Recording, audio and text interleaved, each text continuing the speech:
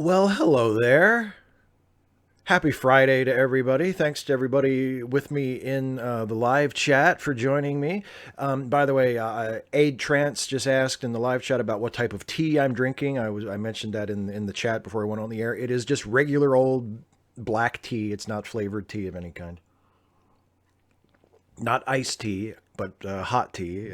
Iced tea having been my custom on this stream for the last few weeks, I guess. But anyway, thanks to everybody for coming. Thanks for joining me. If you have questions that you want me to answer during the stream in the live chat, as usual, please hold on to them until we get to the later portion of the show. I'm going to run this stream the way I've run it the last couple of times, where I'll go through all of my questions from Patreon patrons first, and then instead of doing a lightning round and stuff like that, I'll just flat out spend some time with the live chat for the last segment of the show.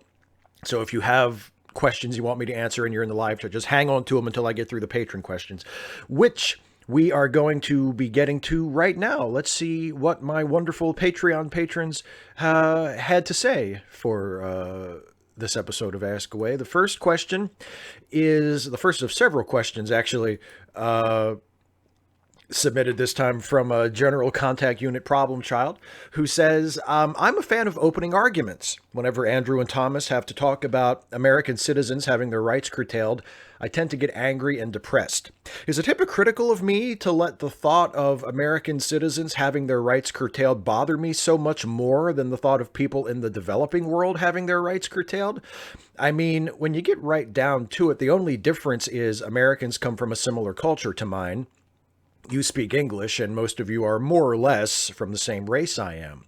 If it is hypocrisy, what should I do about it? Trying to make myself feel bad about oppression all over the world would be soul-destroying. I've often thought I might have more peace of mind if I could convince myself to view people in red states with the same level of emotional detachment that I view people in places like North Korea or South Sudan, but somehow that just feels viscerally wrong to me. I don't think it's hypocritical for you to instinctively or maybe reflexively care more about the plight of Americans or not just Americans, but people who you regard as being like you. I think that's a natural human impulse. And I don't think it's hypocritical to feel that way. You're right that people who are suffering in other parts of the world, people who are not, who you don't naturally feel have as much in common with you as Americans, their suffering is just as valid and their suffering is just as, in need and worthy of whatever attention and help we can give to alleviate it. There's no reason, there's no moral or intellectual reason why you should be more worried or more interested in Americans than any other group of people who might be going through hard times. But the fact that you are, and the fact that it's because you feel closer to us in some way, is not hypocritical. And the fact that you're worried about it, and the fact that you're conscious of it, and you know that you have this bias, I think speaks well of you. And the fact that you're aware of it means that if you decide it's something you want to do something about, you can do something about it. You can make an effort to learn more about the suffering of people in Sudan, for instance, or Syria, or other parts of the world where there's large scale sort of human misery.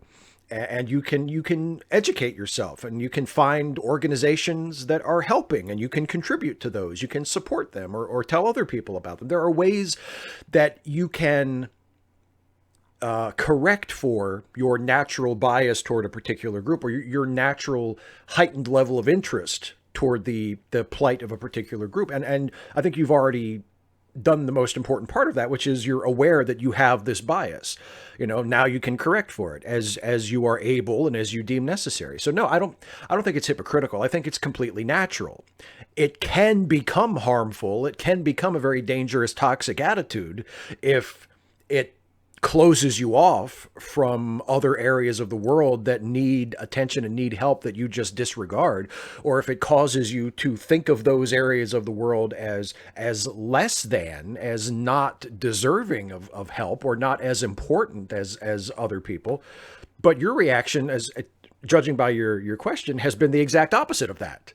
You've realized that you're naturally more inclined to look at people over here, and instead of thinking, well, those people over there don't matter, you've thought, should I really be looking over here so often? Maybe I should look over here more often. And I think that's a good thing. So I think that does you credit. So I don't think you have to worry about being a bad person or being a hypocrite because you've recognized your own bias, which enables you then to try and do something about it, if that's what you want, if that's what you think is important. So yeah, I think you're okay. Thanks for the question. This next one is from David Colby. I have some questions, and finally, they're not about porn. There is a string of remakes and reboots filled with passion and creativity, taking goofy, dumb premises and making them really awesome, e.g. the She-Ra reboot, Voltron reboot, and now the Carmen Sandiego reboot. What dumb thing from your childhood do you want to see come back? Number two, during political discussions, there always seems to be at least one guy saying in the smuggest tones possible, well, in Europe, a Democrat would be right-leaning, nah. And it is getting increasingly hard for me to not strangle them with my bare hands while shouting, we all know that already, you smug dick. When one side are literal goddamn neo-Nazis, why does it seem like the left is always eager to play more leftist than thou rather than, kicking the Nazis to the curb? Number three, Star Trek has a single journalist depicted on screen, and that's Jake Sisko. Where are all the dang reporters? I'd imagine Starfleet would be inundated by requests for interviews, considering how they regularly interact with gods, new alien races, and universe-ending catastrophes. Why does Star Trek not have something like Babylon 5's ISN? Well, for the first bit, I mean, the goofy thing from my childhood that I would want to see come back or want to see rebooted, I get the feeling I might get to see it soon in some form or another because it's He-Man, which is related to She-Ra. And I think even though the new She-Ra reboot on Netflix did not mention He-Man at all and didn't really have any direct allusion to He-Man other than for the honor of Grayskull, I think the door is open there if they wanted at some point to incorporate He-Man into that reboot or to use that reboot as a launching pad for a He-Man reboot. I think the door is open for that. And plus there've been talks for years of a new live action He-Man movie that's been in development forever. So that's probably coming at some point. So to me, the dumb thing that from my childhood that I would want to see come back is He-Man, and it's probably going to come back again for like the second or third time. It's come back a few times already, and I'll probably regret that. I'll probably wish it hadn't come back when it finally comes back, unless it's like the She-Ra reboot and it's really awesome, which fingers crossed. As for the more leftist than thou thing, I agree with you. I see that too, and I think.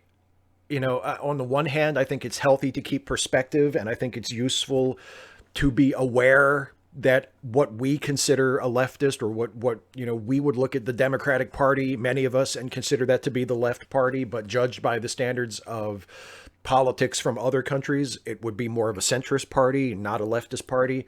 I think it's good to keep that in mind and to keep perspective in that way. But at the same time, yeah, that's not really productive if you just keep saying that and nothing ever changes. And yeah, you're right.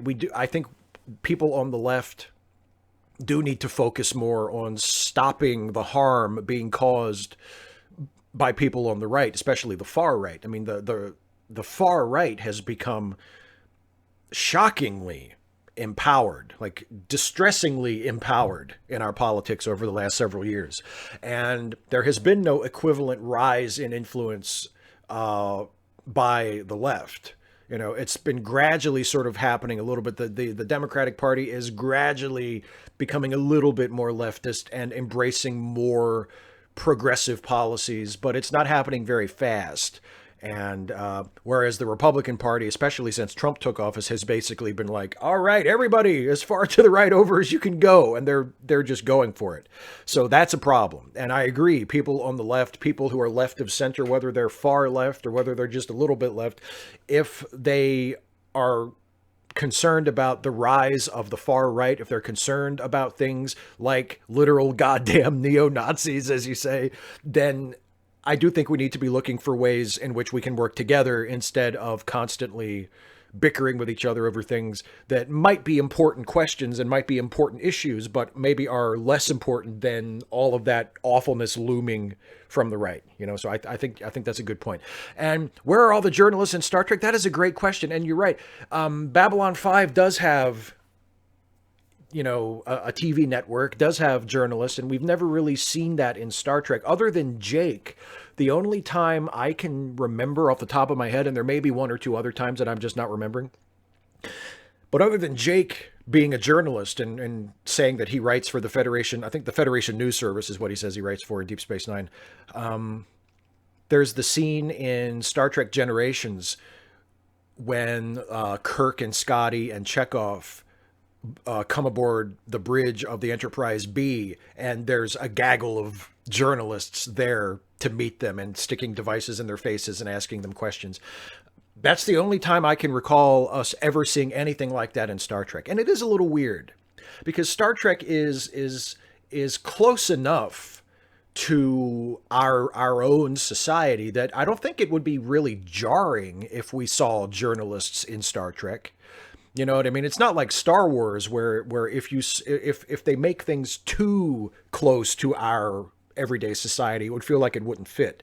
Star Trek or Star Wars feels more fantasy based, feels more like a, the Star Wars galaxy is like the Old West, and you wouldn't necessarily expect to see newspaper reporters or the equivalent thereof running around doing stuff. Whereas Star Trek is a lot more, closely modeled on our actual everyday reality in terms of how things are set up. So if there were journalists in Star Trek, I don't think it would be that big of a deal. I think that would fit in quite nicely. I think it's just one of those areas of the Star Trek universe that for whatever reason hasn't interested writers, and they haven't felt like exploring it. There are all kinds of little corners or aspects of what life would be like for people in the Star Trek world that haven't been paid much attention to in the Star Trek TV shows. I'm still kind of surprised when, especially in the 90s, when it was the last sort of Star Trek TV boom, when they were doing, there was Next Gen, followed by Deep Space Nine, followed by Voyager, followed by Enterprise, and all those different spin-offs, and they just kept sort of doing minor variations on the same show when they could have done that. You could do like genre shows set in the Star Trek universe. You could do like a Star Trek cop show or a Star Trek medical show or a Star Trek journalism show, like a reporter. You could set different shows in the Star Trek universe and do like the Star Trek version of all these different tropes and these different genre series. And no one's ever really done that. And I think that would be a really interesting direction to go if they keep this current crop of Star Trek shows going, and they want to keep greenlighting Star Trek related stuff for CBS All Access. I think something like that, Star Trek series, but it's centered on the news service, or Star Trek series, but it's centered on medical officers or something like that would be a really interesting way to go. Unless, if they don't want to just keep doing captain of a starship, crew, exploring strange new worlds over and over and over again. So yeah. Next question is from Josa, who says, what made Trump fold in the budget crisis? Why has no Star Trek series gone beyond the end of Voyager DS9? Certainly there must be more stories and less controversial to make drastic changes in the big unknown than wreaking havoc on canon and make some, me not you, Trekkies mad in all these prequel shows that they pour out now. Also, what are your thoughts on the new Picard series? Centering on Picard, it will likely not be a Starship series in the traditional Star Trek sense. Or what do you think? Well, that's just what I was just talking about. The Picard series might be an opportunity to do a Star Trek show that is a little bit off model from the previous entries in the franchise, where it won't be centered on a particular ship, or in the case of Deep Space Nine, a particular space station. It'll be centered on Picard and follow him wherever he goes, but it won't be, like captain of a starship or captain of a space station. That could be really interesting. And I'm looking forward to the Picard series. And the Picard series is the most hotly discussed example of what you were talking about, of why haven't they done anything that takes place post Nemesis. The Picard show will be post Nemesis. It will be post the destruction of Romulus at the beginning of Star Trek 2009. I think Alex Kurtzman did an interview a couple weeks ago where he confirmed that that will be part of their series, that that event will be acknowledged and Picard will be in some way living in the aftermath of the destruction of Romulus that we saw in the first Kelvin timeline movie, which is what sent Spock Prime back in time to create the alternate timeline in the first place. So yeah, I'm really curious. I'm really curious to see, and I agree. I think it would be certainly a lot easier for fans who are extra nitpicky about canon and continuity to just say, okay, this is 20 years later, and that's why things look different. Than to do a prequel where everything looks different, and then people who are like super attached to the visuals of the old show will be stuck there and won't be able to say, why does it look different?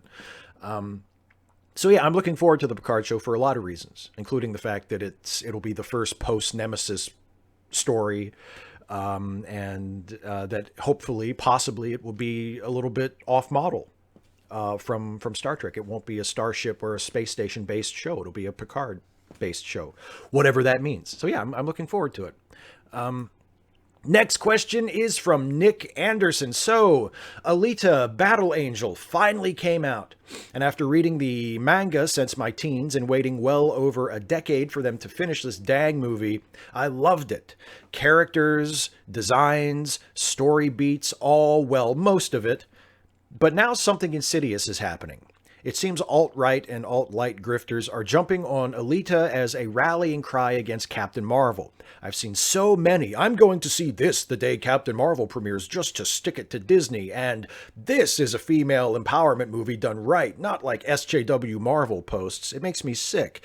This character has helped people reshape their lives, inspired and been there for them, much like Peter Parker or Luke Skywalker. I didn't wait so long to see this important character hit the big screen, just to then see her be appropriated as a symbol of hate. And now, while this may be a stretch, I am sincerely worried that these guys may make people hate Aleta by claiming her as their own thing and making her a taboo that people will sneer at, because to them, she appears to be just another alt-right symbol like Pepe the Frog. Do you think this fear is unfounded? And if not, what is the appropriate course of action when people try to corrupt something you love? Do you fight to vouch for its integrity, biting down on it like a dog that won't let go? Or does it fall on you to disown that thing and let the wolves keep it? On a lighter note, how's Stuffy doing? Well, thanks for asking about Stuffy. Stuffy is good. You'll see Stuffy again at the end of March is when the next Steve and Stuffy video is due to come out. So you'll get a Stuffy update from the dog's mouth then. But Stuffy's good. And as for, I do think if it gets to a certain point, it might be better. It might be more practical to cut your losses, if something like that has been just completely overtaken by shitty people and claimed as their own. It might just for practical purposes, it might be better to just stop fighting and say, all right, God, this sucks. Let the assholes have it. But if it's still early days and people, are sort of trying to claim it or trying to appropriate it, but there are still enough people who are fans of it who aren't of the alt-right variety who can speak out and speak up and say, this isn't yours. This isn't about what you think it's about. This doesn't symbolize what you think it symbolizes. You're doing what you always do and trying to steal parts of other people's culture and make it about you. I think if it's at that stage, then yes, it's definitely worth speaking out about and speaking up about and saying, well, talking about what the character means to you and why you like the character and you like the movie, so that there's a counterpoint, so that there's something to balance those who are trying to make it a symbol of hate. I think that's important. I feel like it's my impression, and this may turn out to not be true, but my impression is that this is just part of the anti-Captain Marvel temper tantrum. And once that movie comes out and is probably going to be a big hit, that will all die down, or at least will sort of die down to a simmer. similar to what happened after The Last Jedi came out, where there was all of the hatred and bile and harassment, and it peaked. Then the movie came out, and most people really liked the movie, and the movie made a ton of money, and the people who were pissing and moaning about it lost the attention of everybody else and lost their credibility because what they were saying no longer rang true. And I think hopefully the same thing will happen with this attempt to sort of leverage Aleta against Captain Marvel, because they just really, really don't like the Captain Marvel movie, which they haven't even seen for some reason. The same reason why they absolutely hated The Force Awakens and Last Jedi before they saw those, for mysterious reasons. So yeah, hopefully it's just a temporary thing.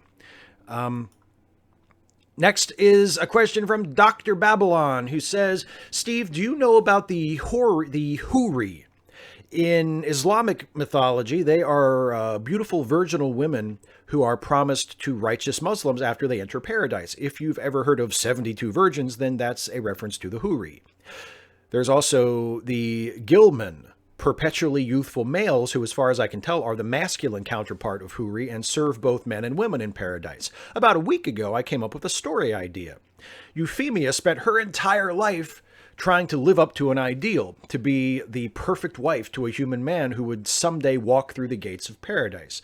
The human soul that Euphemia is given is a lesbian Muslim American named Aliyah Ali. Aliyah is uncomfortable being given what is essentially a slave, but Euphemia refuses to let Aliyah send her away. Now that's all of the question from Dr. Babylon that I got. I'm not sure if there's more to that just wasn't posted, but I checked right before I went on the air, and that's all of it that I saw. So just based on that, assuming that there's no more, it sounds like a really cool idea. I would be careful about being a non-Muslim writing a story that is so steeped in Muslim mythology. I would definitely make sure I did my homework so I would get it as right as I possibly could get it. But assuming that is accomplished, I think it's a really cool idea. You know, I just judging from the premise, it's difficult to know what else to say about it, but I think it's a really cool idea. Next one is from John Burnsy. The reason Stalin was in power for as long as he was and destroyed billions of lives was because communism doesn't really have a great way of getting rid of a horrible leader outside of violence. And since Stalin showed to everyone else he was the craziest lunatic in the prison that was the Soviet Union. I'll ignore the whole state-run farming usually leads to mass starvation, but at the core, when you have an autocrat leading hundreds of millions of slaves, no one really cares about the slaves, right?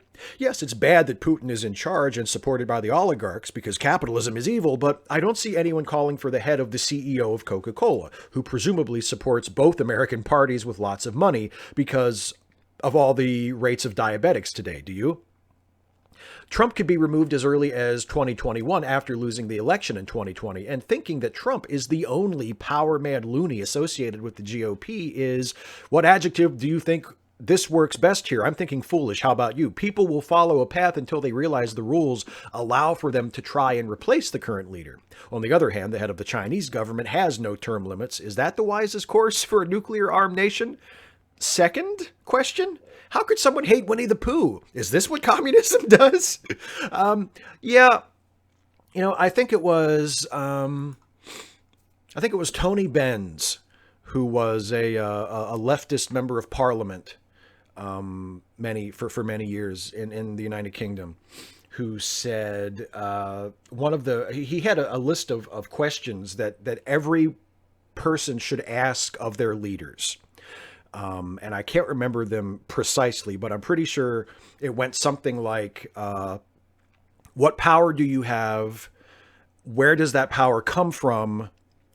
And how do I get rid of you? Those are like the three essential questions if you want to have just leadership and just government in a society. You know, what power do you have? Where does that power come from? And how do we get rid of you?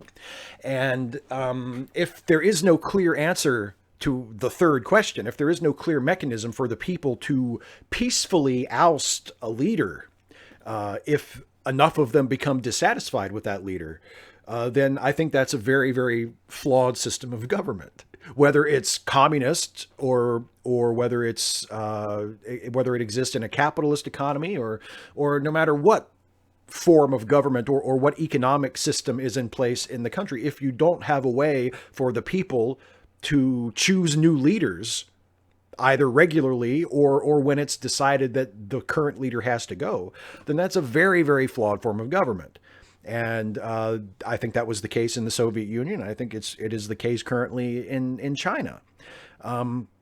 You mentioned CEOs, like the CEO of Coca-Cola. CEOs can be removed. The companies have rules. They have boards of directors. They have shareholders meetings. Companies have systems in place that allow either the members of the board or in some cases even just the shareholders to get rid of a CEO if they think that they're doing a bad job. So in that sense, a private company is more democratic, or at least more potentially democratic than a state that has no such mechanism to get rid of its leaders, which is not an ideal situation. Your country should not be less democratic than the Coca-Cola Corporation. I think we could all agree on that. Your country's government should be at least more democratic than the Coca-Cola Corporation.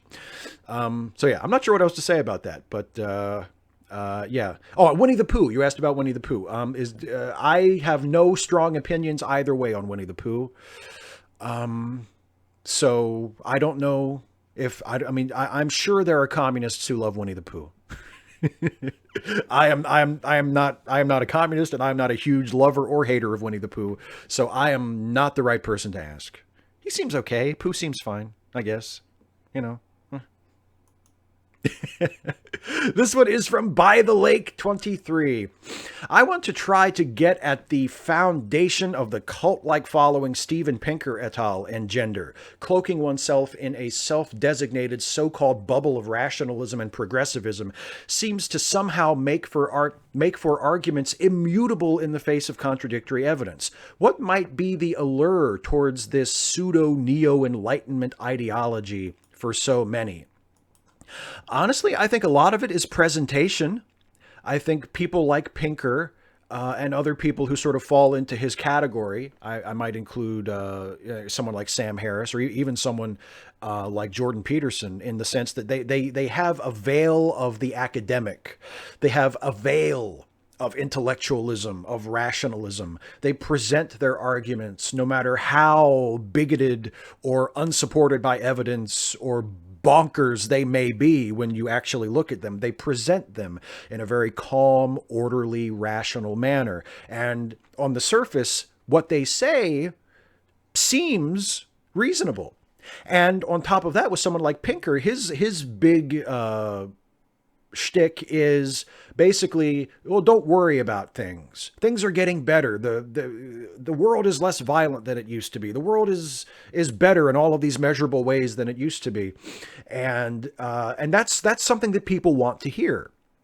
It's comforting. It's nice. It's for people have this super smart, logical guy saying, hey, don't worry. Sure, there are some problems that still exist that I never really spend much time talking about in any serious manner.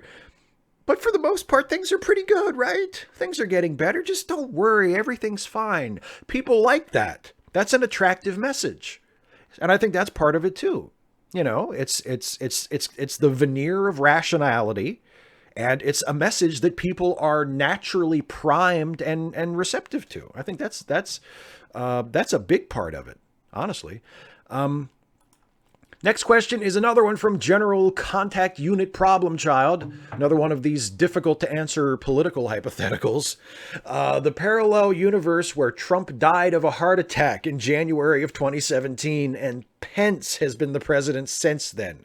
Are the humans in that universe better off or worse off than the humans in ours? God damn it. I guess the whole point of these questions that General Contact Unit Problem Child likes to ask me is that they're very difficult to answer, and it's difficult to come to a definitive answer for me anyway. I think a Pence presidency in the short term would be marginally preferable to a Trump presidency, only because I think Pence is cool-headed enough and calm enough and disciplined enough that he would not be constantly attracted to these shiny object policies that Trump is. I don't think Pence would be trying to build a wall along the southern border. I don't think Pence would have instituted the family separation policy. I think Pence, if nothing else, I don't think he has any real serious moral objections to any of those things, because I think Pence is probably a fucking horrible human being. I think his morality is just as awful and horrifying as Trump's is, if not more so. But I think he has enough discipline and enough political pragmatism to foresee how doing those things would hurt him and would hobble him from doing other things he wanted to do in the future. And so in the short term, I don't think he would be doing things the same way that Trump is doing them. And I don't think that things would be as bad under a Pence presidency as they are and could potentially continue to get under a Trump presidency.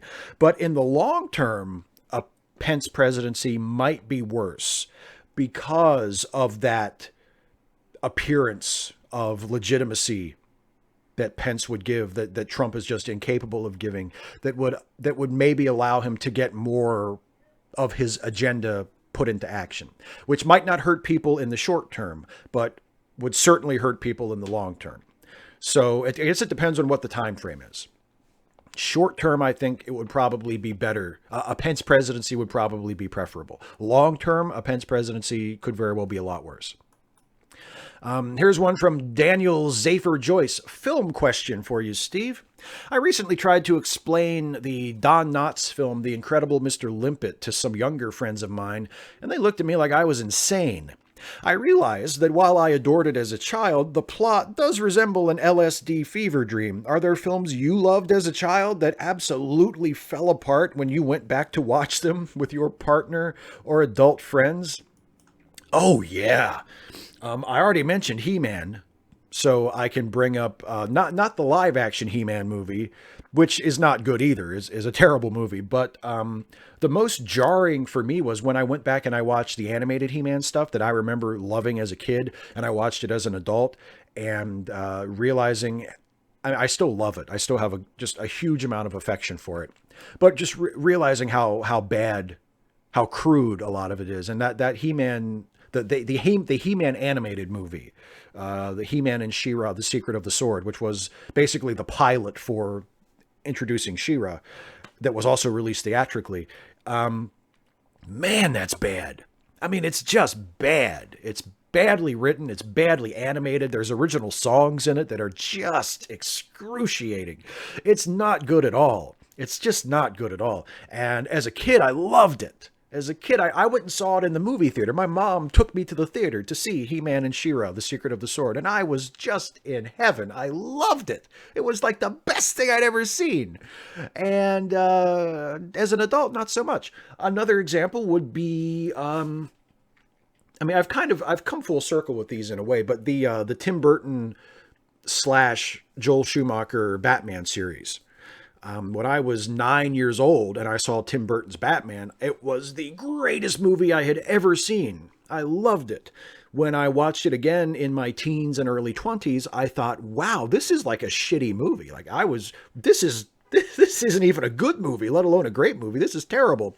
And now I've come a little bit back around to where I still don't think it's a good movie, but I see a lot of things in it that I enjoy and that I appreciate, and I can watch that movie now and have a good time and like it without thinking it's necessarily a great or even a very good movie. So those are some more examples, like the Batman movies of my youth, which I loved and then I hated and then I sort of like now. This next one is another one from General Contact Unit Problem Child, surely my most prolific questioning patron.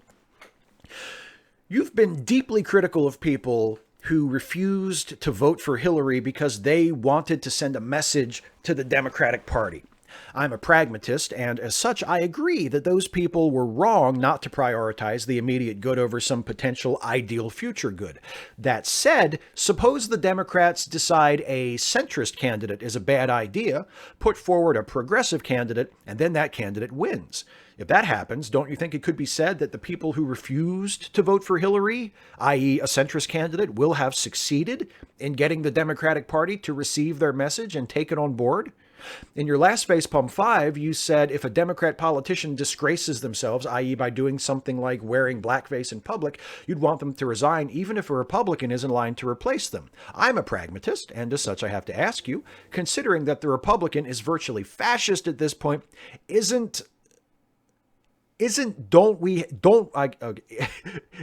that the Republican is virtually fascist at this point, don't we have to say that any Democrat, no matter what they say or do, is better than any Republican? You don't want a guy who'd wear blackface in political office. I get that. But if that guy will, for example, defend women's rights to control their bodies, is it not better to side with him over a Republican replacement who won't? All excellent questions. You're right. I do think that, practically speaking, it's easy for me to say as a white person that yes, wearing blackface is terrible, but if the alternative to a Democrat who once wore blackface and now obviously regrets it is a Republican, then you got to go with the Democrat, even if it's a shitty choice. Like I acknowledge that. I think that's the practically correct decision. And I know, and apparently they've taken polls. A lot of black folks in Virginia apparently feel the same way, and are making the same practical calculation, saying this sucks, but this is better than that. And I respect that, and I think that that's probably true. But it's important to me as a Democrat, as a member of the Democratic Party, and as someone who wants to see the Democratic Party take back more control of our political process at all levels across the country, and then try to push that party further to the left.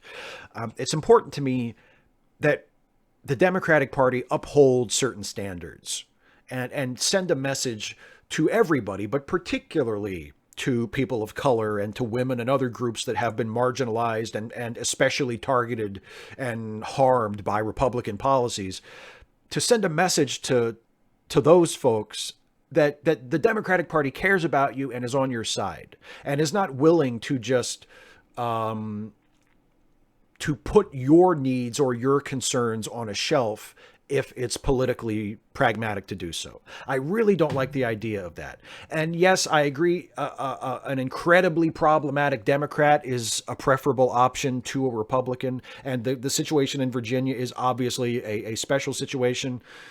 But I really think it's important for the party to draw that line and to say, if you fuck up this bad and you're one of us, we're going to ask you to go.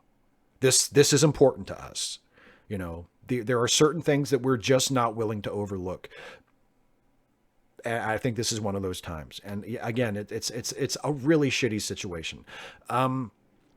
As for whether or not a leftist candidate winning next time would validate people not voting for a centrist candidate last time, I mean, it's easy to say that in hindsight. I don't think it would be difficult to convince me that one led to the other. You know what I mean? I think if a progressive candidate is nominated this time, it would not so much be a result of progressives refusing to vote for the centrist last time. It would be a result of progressives being more motivated and more activated and voting for their candidate this time. I mean, the reason that a progressive candidate didn't get the Democratic nomination last time was because not enough people voted for a more progressive candidate. I mean, there are all these stories about the establishment screwed Bernie and held him back and it was fixed for Hillary. But really, those stories are overstated at best. Let's be honest. Bernie lost because he didn't get as many votes as Hillary did. That's just what happened. And we might argue that Bernie would have been a better candidate in the general election. I would certainly argue that Bernie, if he had won, would have been a far better president than Trump. That's all super true. And if Bernie had been the nominee for the Democrats last time, I would have happily voted for him, just as I happily voted for Hillary. But the truth is he didn't get the nomination because not as many people voted for him. And if a progressive candidate gets the nomination this next time, as I hope happens, it'll be because more people voted for the progressive candidate than voted for the less progressive candidates. And I hope that happens. But if that happens, it doesn't validate progressives choosing to not vote for a centrist nominee in the general election last time. Because if enough progressives had wanted a progressive nominee last time, they would have had one. So no, I don't think that quite. I don't quite agree with you there. But the issue about Northam and the political pragmatism is that point is well taken. Next question from John Brockman. Should I get a kitten? This is a tough one. Yes. Yes, you should get a kitten. Did I say that was a tough one? After that, the next question is from Neo-Normie Toastmaster General Baron of Bootyology, BSE, OBE, LGBT. Best variation on the name yet. Here's mine in 3 parts. First, when will the American left drop the neoliberal center to center-right Democrats and make a third way to the left wing and working classes Socialist Party of America? And part 2, have you watched the first 7 Doctor Whos, as I'm a big fan of the 3rd and 4th Doctors? And third, where did you get your scars above your eye? Was it a baseball injury? Because I have an eyebrow scar from a golf club. Okay, well, we'll take these one at a time. First, will the left ever drop the neoliberals and the center left and center right Democrats and make a third way for the left wing and working classes? I don't think that will happen with the people who are currently in charge of the Democratic Party, but if enough progressives become Democrats and become the most influential, the most powerful bloc of voters in the Democratic Party, and the party realizes that they can win elections by appealing to people with more leftist, more progressive policies, then yes, that will definitely happen. I don't think it'll happen on its own. But yes, and I hope that does happen. That's what I hope happens in the next several years. That Democrats continue to win elections and grow more and more politically empowered. And also, there are enough progressives both elected to offices and also elected to positions of leadership within the party to start shoving the party to the left a little bit. That's what I hope happens. Second question, have I watched the first 7 Doctor Who's? Very, very little. I've watched a little bit of classic Doctor Who here and there over the years, not very much. So I can't really say who my favorite classic Doctor is. And I can't really say, everybody sort of says the 4th Doctor, the Tom Baker Doctor, because he was the Doctor for the longest. And his episodes were the ones mostly that were shown on public television when I was a kid. So that was like the first Doctor Who episode I ever saw, I'm sure, was a Tom Baker episode, because those were the episodes that were shown over here on PBS. And that's where where most Americans first encountered Doctor Who. But I haven't really watched very much of it, so I don't really know. And the scar, which is this one right here, I believe is, yeah, you can't really, there it is. You can kind of see it. But that scar I think, and I've told this story before, so people who already know, I apologize for repeating myself. I'm sure Radical Bacon knows if she's here. I cut my face on a seatbelt when I was about 3 years old. My mom and I had just come back from the grocery store, and I was in the back seat, and my mom got out and was taking some groceries inside the house, and she told me to wait for her so she could help me out of the car, and to not get out by myself. And I thought, I'm a big boy. I can get out of the car without mom's help. And as I was getting out of the car, I tripped on the lip of the door there, and I fell. And as I fell, I sliced my face open on the edge of a seatbelt. And it was really bad. As it turned out, I didn't need stitches. I didn't have to go to the hospital, but it was a bleeder. It was really bad. Our next door neighbor at the time was actually a nurse, and she came over and kind of looked after me, and everything was fine, obviously, but I'm left with this scar. So that's where that came from. 3-year-old Steve, not listening to his mom and trying to get out of the car and really fucking up getting out of the car and slicing my face open on a seatbelt. A baseball scar would be a lot cooler, but unfortunately that is not what happened. Zerdav. Do you have a favorite episode from Star Trek The Next Generation? If it's hard to choose only one, can you do like a top five? Well, it's hard to do only one, but then again, it's hard to do only one because my default choices for favorite TNG episode kind of flip back and forth.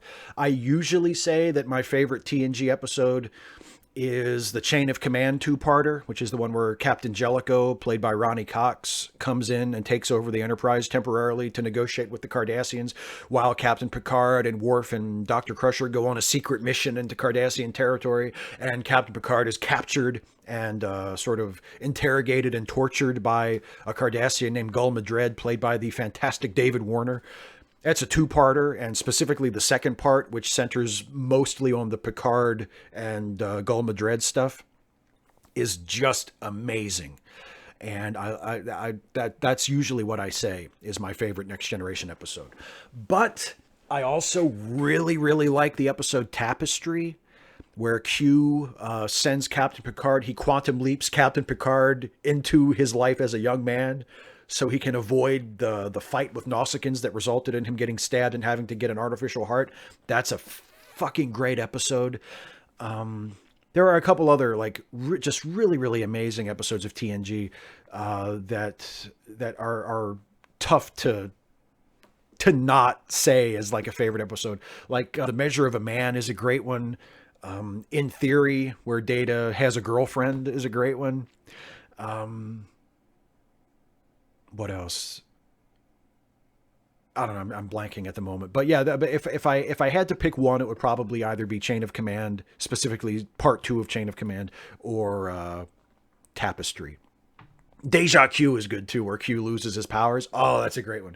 Deja Q is a great one too. Yeah. So there you go. That's what, a top 3, a top 4. I don't know. Another one from General Contact Unit Problem Child. At least twice in sci-fi, Ian M. Banks' Culture series and Robert J. Sawyer's The Neanderthal Paradox, I've encountered the idea that if you have the technology to continually monitor a person, you should do that to violent criminals instead of locking them up in some kind of jail. Would you want the real world to work like that? Would you want to live in a world where if someone, say, kills a member of your family, the worst thing that'll happen to them is they'll have to wear a high-tech ankle bracelet for the rest of their life? Well, I wouldn't be okay with that, but not for the reason that a lot of people might not be okay with it. It's not so much that I would insist that the person who committed the crime be punished, but I would want there to be a criminal justice system where there was some kind of potential for rehabilitation and reintegration into society for most people, and for the most violent, dangerous people who just couldn't be rehabilitated, to keep them contained. You know what I mean? Like, even if the society was, you could, like, that level of surveillance was possible and you could just keep an eye on people who have committed crimes. There are some people who that wouldn't be good enough. You would still have to sequester certain people, a very small percentage of the population. But certain people who act out on violent impulses and are just a danger to people, no matter how closely you watch them. I think you would still need to have some kind of a jail or some kind of a prison, some kind of a sequestered part of your society to keep those people away from the general population, just for public safety. And also for less violent offenders, or for people who can be rehabilitated, I would hope that there would be some program in place to help rehabilitate them. So that it's not just, well, here, wear this ankle bracelet and go back to your life and just, we'll be watching you. I don't think that's rehabilitation. You know, I would like to think that a more enlightened, more humane, progressive criminal justice system and prison system or corrections system would be focused on rehabilitation, you know. And I don't know if surveillance and putting ankle bracelets on offenders is that, you know. So I would need to have that component as well. Here's one from some random geek. Hey, Steve, this is a question I've been meaning to ask for some time now. My younger, and I think you mean younger brother, because I think you've mentioned it before, is a big anti-feminist, transphobe, a gamergator, Trump voter, and follows Sargon of Akkad and Undoomed on Minds.com. He's also an anti-socialist, anti-communist with a complete misunderstanding of socialism and communism, using argumentum ad Venezuela and USSR, for example.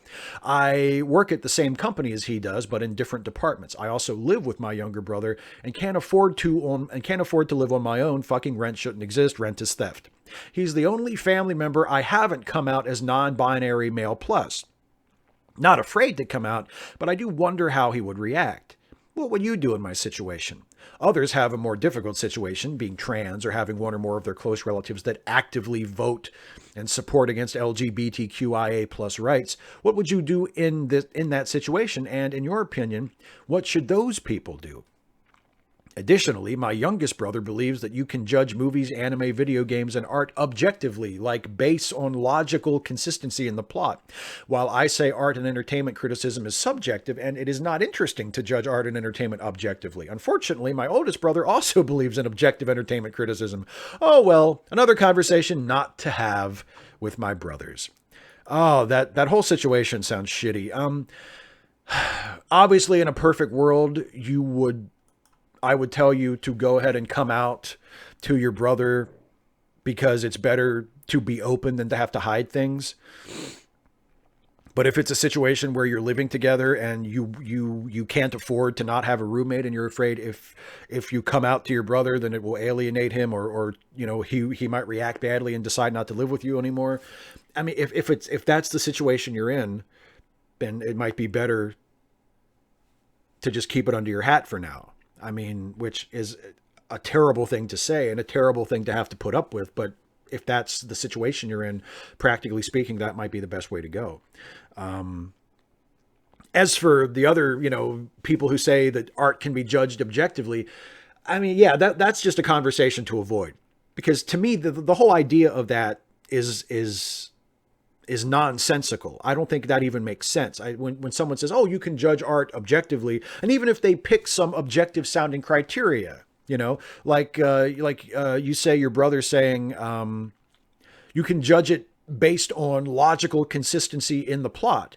Well, you might say that's an objective standard, because we can decide objectively whether the plot is consistent or not, but it's still subjective, because you're the one saying subjectively that should have the most value, that decides whether a movie is good or not. You don't have to think that. You don't have to care about plot consistency in a movie. It's all still subjective.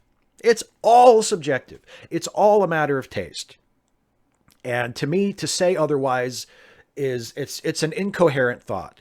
So yeah, I mean, if someone wants to have that argument with me, if someone wants to say you can evaluate art objectively, that's not even a conversation I'm interested in having, because to me that's an incoherent thought. That makes no sense to me at all. It's one of those things where logically, just by definition, I know I'm right.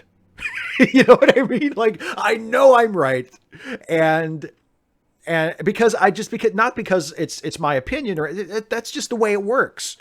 It doesn't make sense to me that it would work any other way. It's axiomatic to me. I know I'm right. So I'm not interested in arguing about it. We judge art, and our judgment of art, our evaluation of art, is subjective. Ultimately, it is subjective. That's just the way it is. If you want to tell me, actually, no, it's objective, I'm going to say, all right, argue about that with someone else. I'm not interested in arguing about that. Yeah, just another conversation to avoid. That's a good way to look at it. Here's one from James Dodd. Steve, are you familiar with the case of Shamima Begum? You've probably just looked it up on BBC.com. Just wondering how you feel about it. Personally, I think revoking her UK citizenship is politically motivated and is likely to do more harm than good. She was 15 when she entered a war zone. She's 18 now, has a baby, and has lost 2 more. Yeah, I was familiar with the story, actually, before I saw your question. I heard a story about it yesterday actually on the radio on NPR, and I think I had heard about it a little bit before that, but a lot of people have been talking about it the last few days. I think she just had her baby, right? She just had her baby, I think, on the 19th. But for those of you who don't know what this is or haven't looked it up, Shamima Begum was one of, I think there were three women, three young women in the UK. But she's a young woman from the UK who joined the Islamic State, who went to Syria to join ISIS, and became disillusioned with ISIS and has come back and wants to sort of be welcomed back to UK society, wants to come back to the UK. And there are some people who say, no, she shouldn't be allowed because she was an enemy combatant. She joined the enemy in a war. And it's not that simple that, she can just come back because the bad guys didn't turn out to be all that they were cracked up to be. And now she wants to come home. And I think you're right. I think, and another friend of mine, my friend JT, posted something on Facebook about this that I just read today that says it better than I probably could say it in my own words, which is, she was essentially a child when she was radicalized. She was 15, a teenager, but certainly not an adult. And she was radicalized and she was abused. She was psychologically abused. She was statutorily raped. And now, by saying, well, we're going to revoke her citizenship and we're not going to welcome her back into the country, people are basically holding her responsible for the abuse that she received as a teenager and a child. And I think that's horrible. I think that's not fair. Obviously, I think she made a very, very bad choice. Obviously, I think she needs to be compelled to reckon with the choices she made. I don't think it's no small thing to run off and join an extremist terrorist organization, and then just come back and resume your life like everything's hunky-dory. I don't think that can be allowed to happen. But to punish her and to treat her like the enemy when she was not of age when she joined the enemy, to me seems terribly unfair and lacks humanity and compassion. So yeah, I think she needs to be treated with humanity and compassion. And I think the people who say, well, she should be treated like a terrorist or she should be treated like an enemy combatant, you're right. I think a lot of it is politically motivated and it's just heartless. I don't think she should be treated that way. Next question from Matthew Rick. I feel that Star Trek Continues is the best of the fan productions, and Vic Mignogna's portrayal of Captain Kirk is spot on. What are your thoughts on the recent sexual harassment claims against Vic? Does any potential misconduct on his part take away from his other work, including the great job he did as Captain Kirk? Or can we separate an artist from their work? This was mentioned, I believe, in the last Ask Away stream. And Christopher and I talked about it over the weekend, or on Monday, actually, on President's Day, during our most recent Pierre the Chef live stream. We talked about Vic Mignogna and the harassment allegations and the homophobia allegations as well. And yeah, I agree. I think Star Trek Continues, to me, is by far the best fan production of Star Trek. One of the best fan productions of anything that I've ever seen. I think it's outstanding. And yeah, Vic Mignogna's turning out to be a creep. That does affect it. I don't know how it affects. Like I haven't watched any of it since I found this out. So I don't know how I would react to it. I don't know how it would taint my enjoyment of Star Trek Continues because I haven't watched it yet after this. So I don't know, but it would probably have something to do with it. Yeah, it would probably affect my feelings about it to a degree, sure. And as to how much that would be, I don't know. And as I've said every time this subject has come up, I mean that's a decision that each individual has to make. Some people can't separate the art from the artist. And some people can. It depends on the person. It depends on what the artist did that was bad, what the nature of the offense was. what the nature of the art is, whether the art naturally reminds one of the offense other than just, the presence of the artist. There's all kinds of things, all kinds of factors that need to be accounted for, and everybody's different. So I don't know how I would react to it personally, because I haven't watched a Star Trek Continues episode since that allegation came out. But I think it would certainly affect it somewhat. I don't see how it could not. Here's one from Dave Edwards. Hi, Dave. How do we overcome the evangelicals' prayerful wish based on prophecy that everything will collapse, the economy, ecology, et al., thus ushering in the Great Tribulation leading to the return of Jesus? This is so inbred into their thinking it hurts. They are happiest when things suck because it gives them hope. How can any rational thought or movement counteract that? Well, the most obvious and most important way is to outvote them, is to win elections against their candidates, against people who would implement policies that they support or govern in accordance with their principles. One of the many, many, many terrifying things about the Trump administration is the number of people in powerful positions in the federal government who think exactly that way, including the current Secretary of State, from all indications, who are not just evangelical Christians, not just far-right conservative Christians, but end-of-daysers, people who literally, sincerely believe that someday, perhaps today, someday very soon, the world is going to end. Things are going to get super bad. There's going to be war and pestilence and death on a scale not ever before imagined, and that will be a good thing because it means that Christ is almost here. That's terrifying, to think that people who sincerely believe that are in positions of power in the executive branch in the federal government. So the most important way we can oppose that kind of thinking and thwart the ambitions of people like that is to beat them in elections and to keep them from attaining high office. As to how do we change their minds, that's a much tougher problem. I would much rather deal with the more practical political problem of let's just beat them in elections. Let's just keep people like that from gaining political power in the country so that they cannot govern in accordance with that sort of messianic apocalyptic worldview, because that's scary. That's really, really scary. Next one is from Andrew C. Hawkins. How do you feel about sour foods? Are you partial to citrus or vinegar?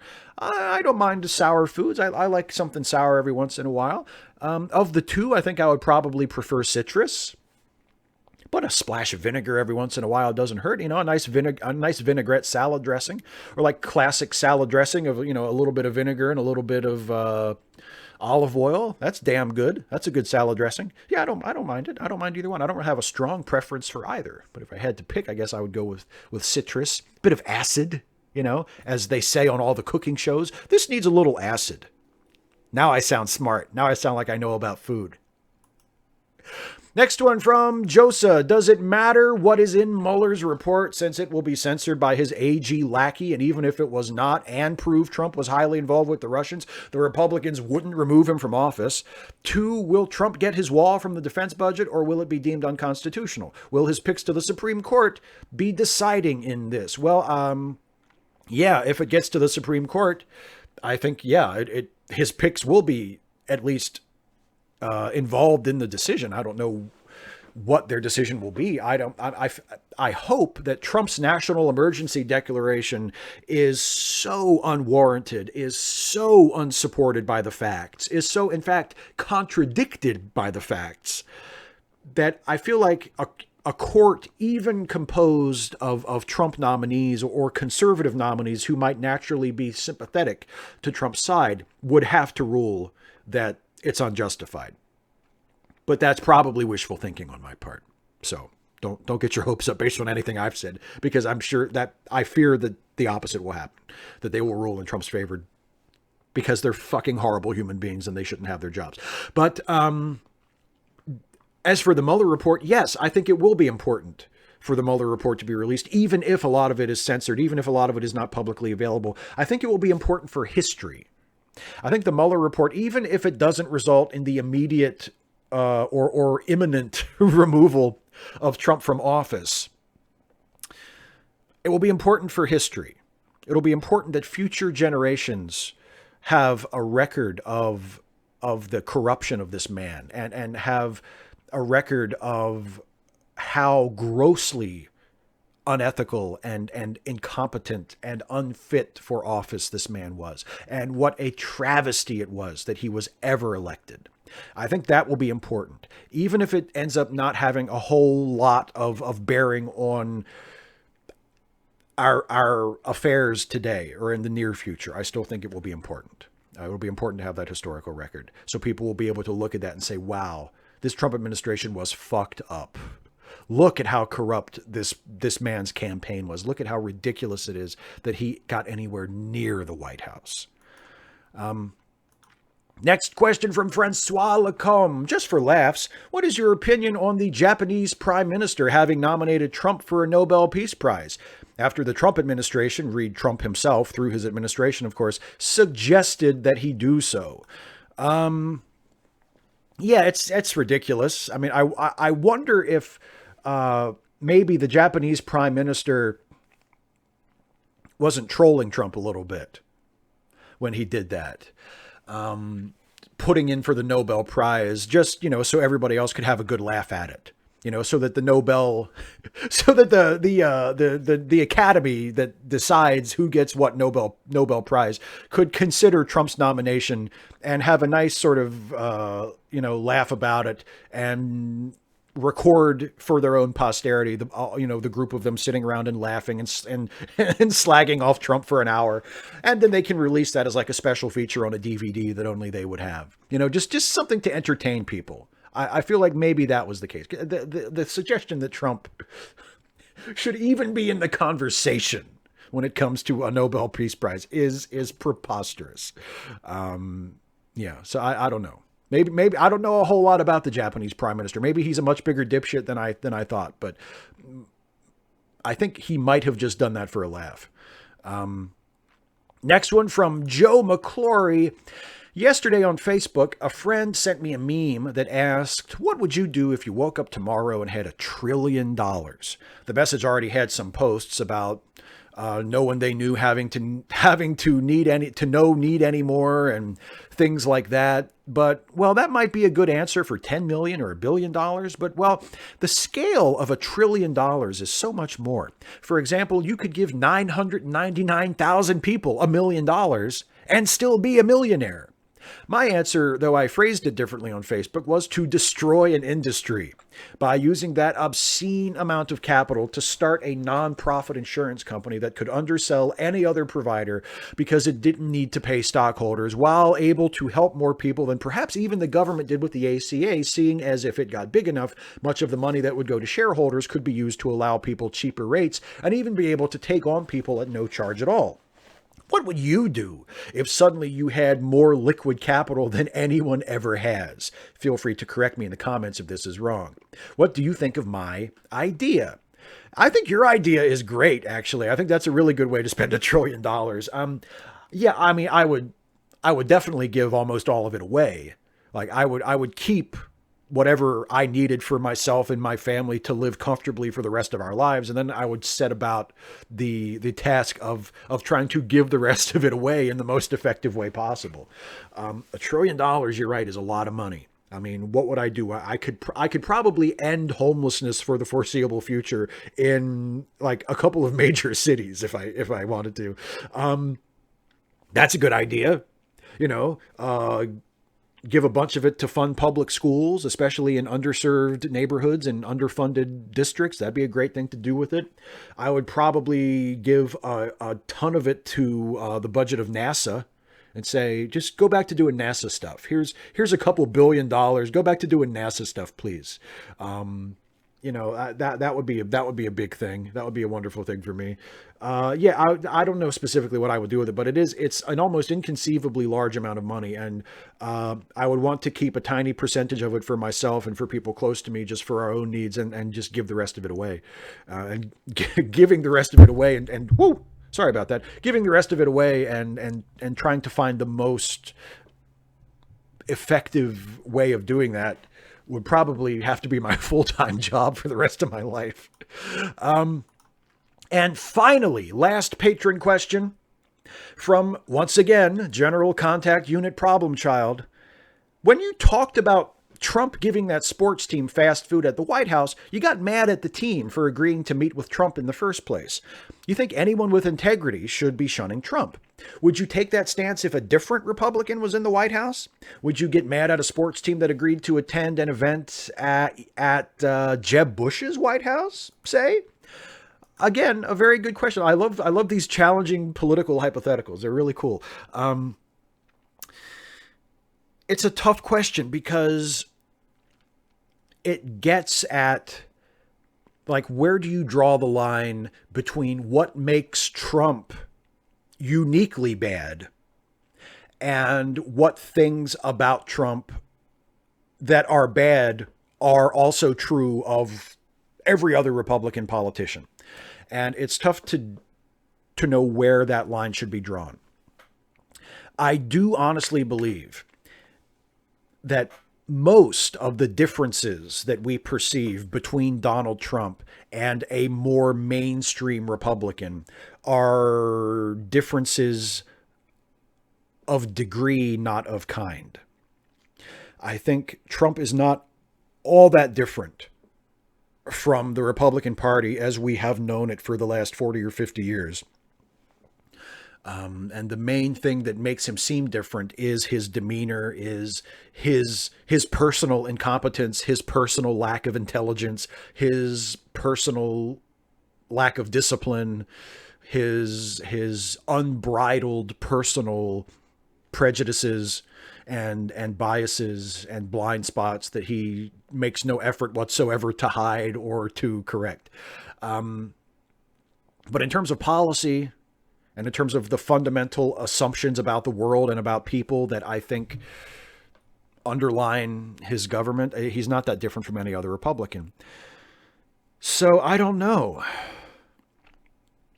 I think the reason why I say that no one should accept an invitation to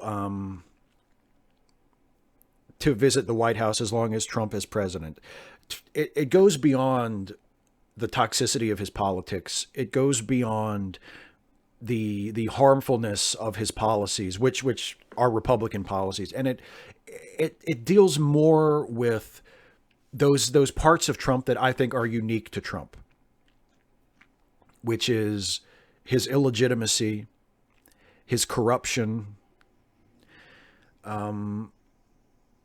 his utter unfitness, both practically and as a symbol of our country, as a symbol of leadership that people should be able to look up to, or at least have some confidence in. There are things about Trump as an individual that I think are uniquely bad, and uniquely that render him undeserving of even the most basic level of respect, and that make it imperative to not treat him as a normal president and to not empower him or normalize him or justify him, to not accept his presence in the White House. That I think that's why I say nobody should accept a Trump White House invitation. Whereas if it was George W. Bush, or if it was Ronald Reagan, or even maybe if it was Jeb Bush, I might not be as much of a hard ass about it. Even though in terms of matters of policy, I still think they would be fucking horrible. And personally, I would refuse an invitation from any of those people. Like, if Jeb Bush was president right now and he invited me to the White House for some reason, I would decline. I know I would. There's no way I would say yes. But I might not insist that everybody else do the same thing. But I think there are enough things about Trump that make him uniquely bad. That I can say that. But it's a good question, and it's helpful to point that out and to force us to think about that Trump, in many, many, many very important ways, Trump is no different than any other Republican. That's something that we should keep in mind. So that's it for the patron questions. Thank you, patrons, as always, for your questions. And now, I'm going to spend let's spend 20 minutes or half an hour or so in the live chat, answering questions from you folks who are good enough to be here live, and then we'll wrap this up, shall we? So, people who have been who have been holding on to questions that you want me to answer in the live chat, please feel free to unleash them now. Here's one from some random geek. Should Bernie Sanders' campaign slogan be "Hindsight is 2020"? Do you feel the burn? I kind of wish that Sanders would not run, to be honest. If Bernie is the nominee, I will vote for him, but I probably won't end up voting for him in the primary this time. I don't know for sure. I haven't made any decisions because it's still way too early. But I think it would be much better for the Democrats to choose a fresher candidate, to choose someone who did not run, and certainly someone who was not as high profile last time as Bernie Sanders was. If he gets the nomination, I will vote for him, and obviously I hope he wins. And I certainly think he would be an infinitely preferable president to Trump, or really anybody that the Republicans could ever put up. But I wish he hadn't have announced. I wish he would not run, and I hope that someone else gets the nomination. I just think that the whole Bernie Sanders thing, even though I voted for him in the primary last time, it left a bad taste in the mouths of a lot of Democrats. And no, I don't really feel the burn. I will if it come general election season. If he's the nominee, you're goddamn right, I'll feel the burn, and I will vote for him with gusto, and I will encourage everybody else to as well. But before we get there, I'll probably be supporting someone else.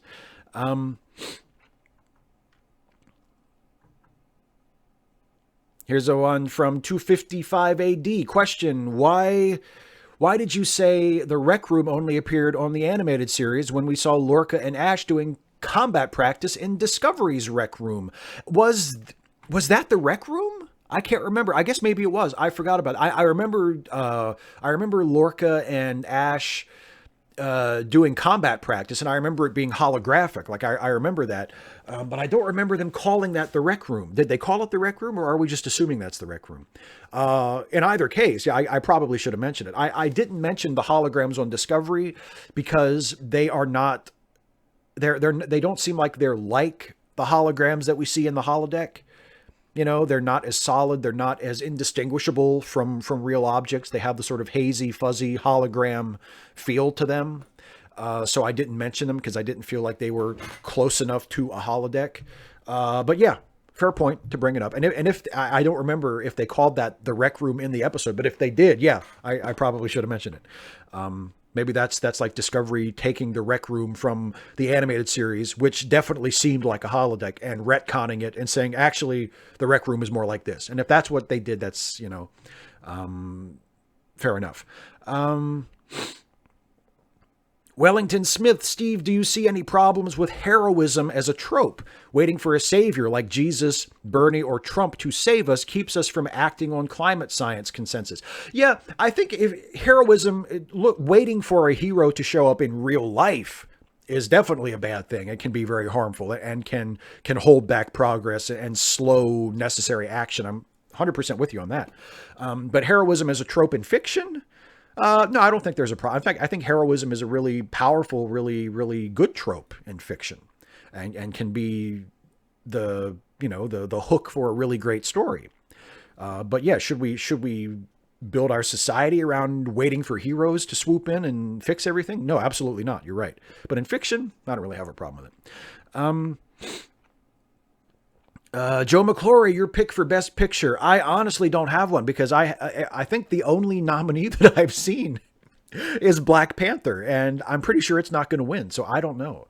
A couple months ago, I would have said, just based on the buzz, I would have said A Star is Born, but that seems to have really lost momentum. It hasn't really been doing good at the Guild Awards coming up to the Academy Awards. So I think it probably won't be A Star is Born. I'm not sure. The AV Club seems to think Roma will win, either Roma or Green Book. So I will defer to their judgment in this case, because I really don't have a pick because I just haven't seen the movies. Liam Foley, what was your reaction? How did you feel the night Trump was elected? I had a I had a knot in the pit of my stomach. I was getting text messages from friends, mostly women and LGBTQ people, who were genuinely terrified of what was going to happen to them over the next 4 years, who were emotionally distraught because of it. It was not a good night. It was not a good night at all. I felt terrible. I felt terrible.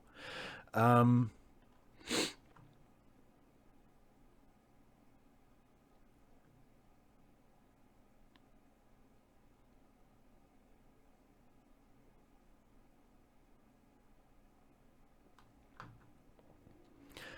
Zimmer Barnes, what would be worse? President Howard Schultz with a blue House and Senate, or President Elizabeth Warren with a red House and Senate? President Schultz with the blue House and Senate would be better. President Warren with a Republican House and Senate would be worse. I would, I would. It's tough because the office of president is very important for a lot of reasons, both symbolically and practically. But given the choice, I would rather have a democratically controlled Congress. If I can only have one, I would rather have a democratically controlled Congress than a Republican controlled Congress and a Democratic president. So even though I don't think Schultz would be a good president at all, he's not someone I would support, or it's not someone I'm looking to vote for. Um, but I would rather have the blue House and Senate, even with that president. Um, oh, Josh Talbert, here's an easy one. Please list your favorite Star Trek movies in order of worst to best. Okay, so there have been 13 Star Trek movies. So let's try to rank them from worst to best. Worst is easy. That's Nemesis. We'll do it over here so you can see my hand. Uh, Nemesis is the worst. Second worst. So second worst probably Generations. Third worst Star Trek Five. Fourth worst Insurrection. Even though I have a soft spot for Insurrection, I really like it. Uh,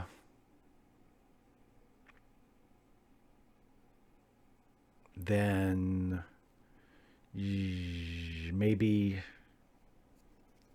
Star Trek the Motion Picture, and then Into Darkness, and then Star Trek 2009, and then Star Trek 3, and then Star Trek 4, and then Star Trek First Contact, and then Star Trek 6, and then Star Trek 2.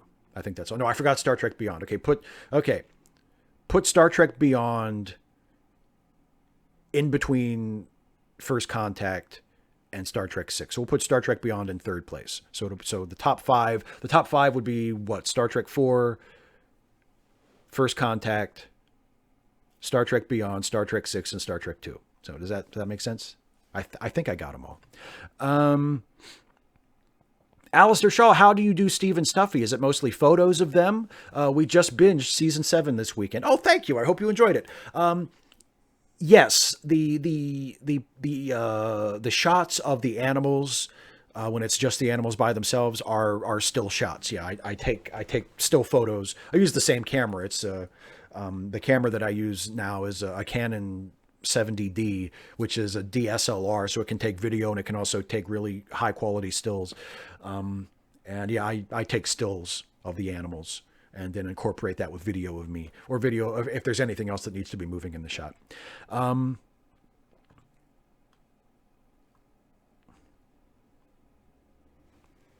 how come no Republican seems to know what socialism actually is? Well, because I mean, for the politicians, they don't need to know it in order to turn their constituents against it. They can just fearmonger, and if that's good enough, that's all they do. It seems. Um,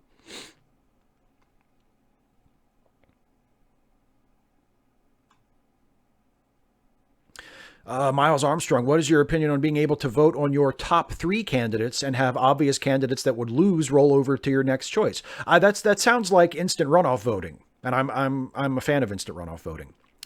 255 AD. Did I ask too many Patreon questions? No, no. It's not. I mean, it's easier on me if you have a lot of questions. If you just post them in one comment, just one long comment with all your questions, then I can just get it out of the way in one go. But no, it does. I think it's great that you ask a lot of questions. I think it's awesome. It's flattering that you care that much. You give that much of a shit about my opinion on stuff. No, I would never tell you to ask fewer questions. It's easier if it's all one post. But I guess practically it doesn't really make that much of a difference. I mean, I collect all of the comments anyway, so it doesn't really matter one way or the other. So no, you didn't ask too many questions.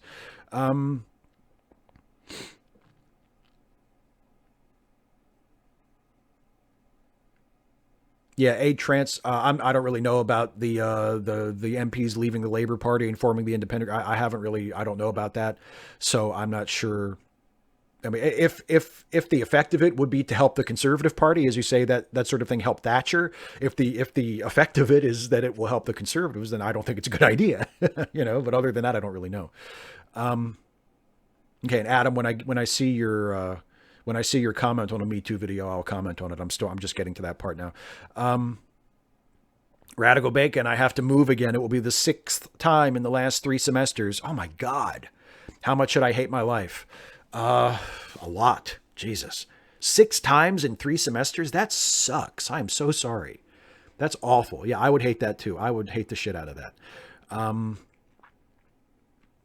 Okay, and some random geek is sharing Phoenix Rising's GoFundMe. And by the way, Phoenix Rising is in the chat as well. Hi.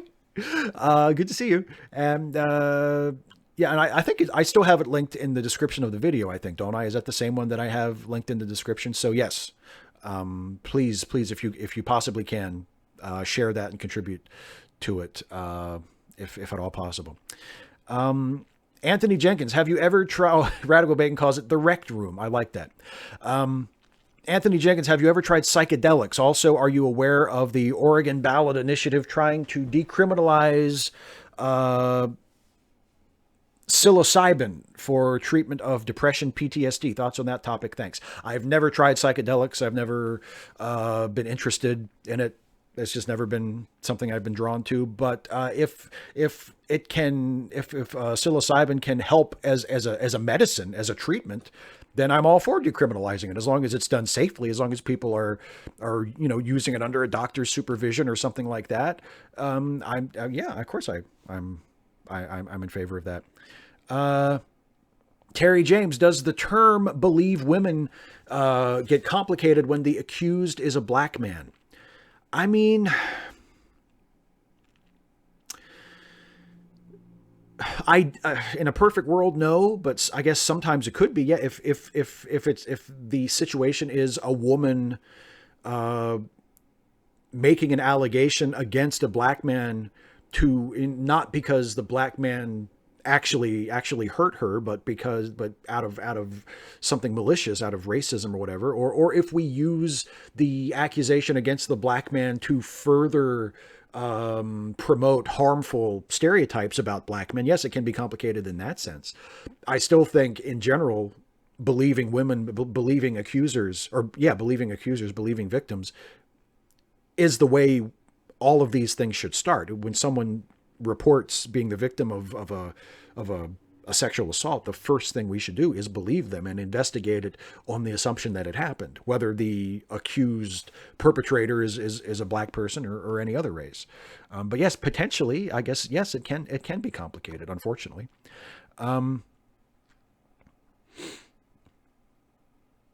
Yes, Radical Bacon, you are right. I have never tried anything harder than beer or coffee. Well, I've had harder liquor than beer. I've had hard liquor.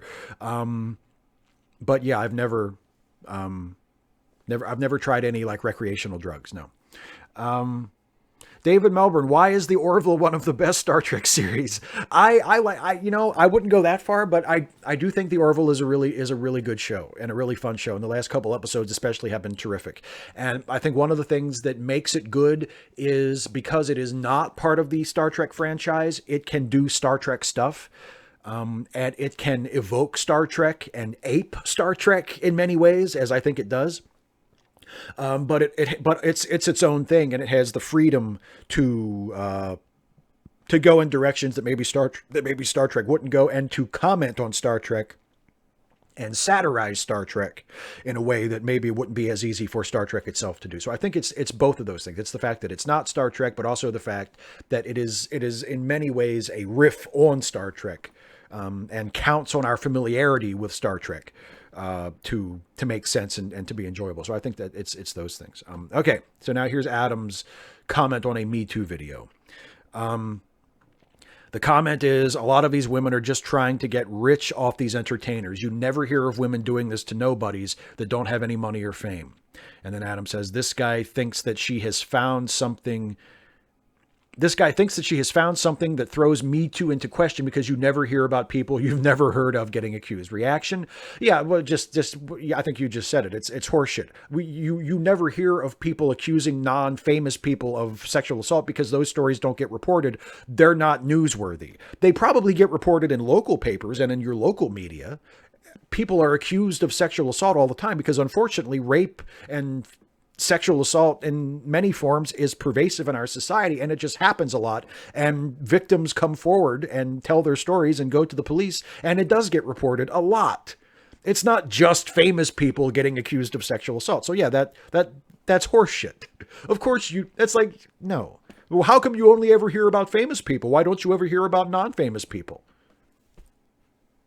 Because they're not famous.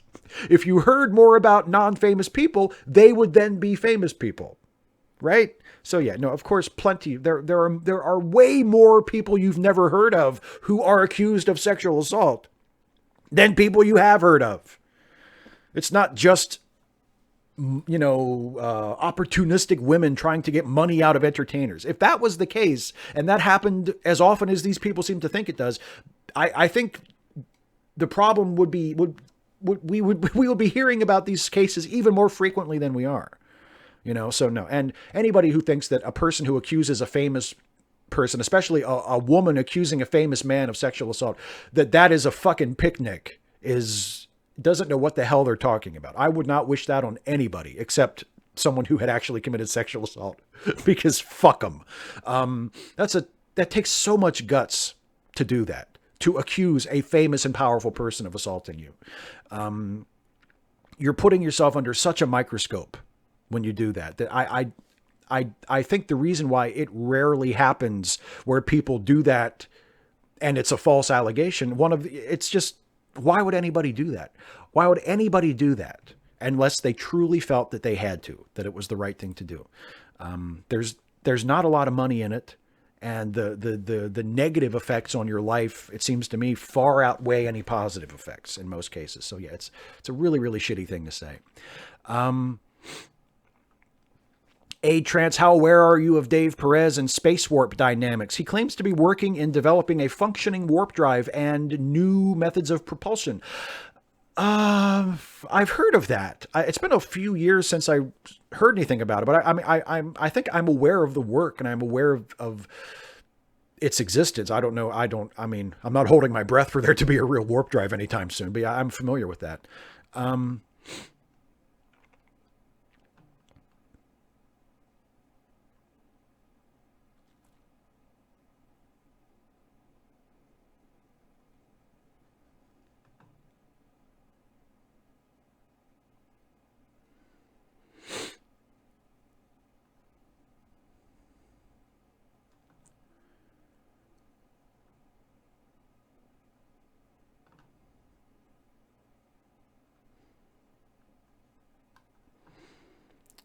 Let me see.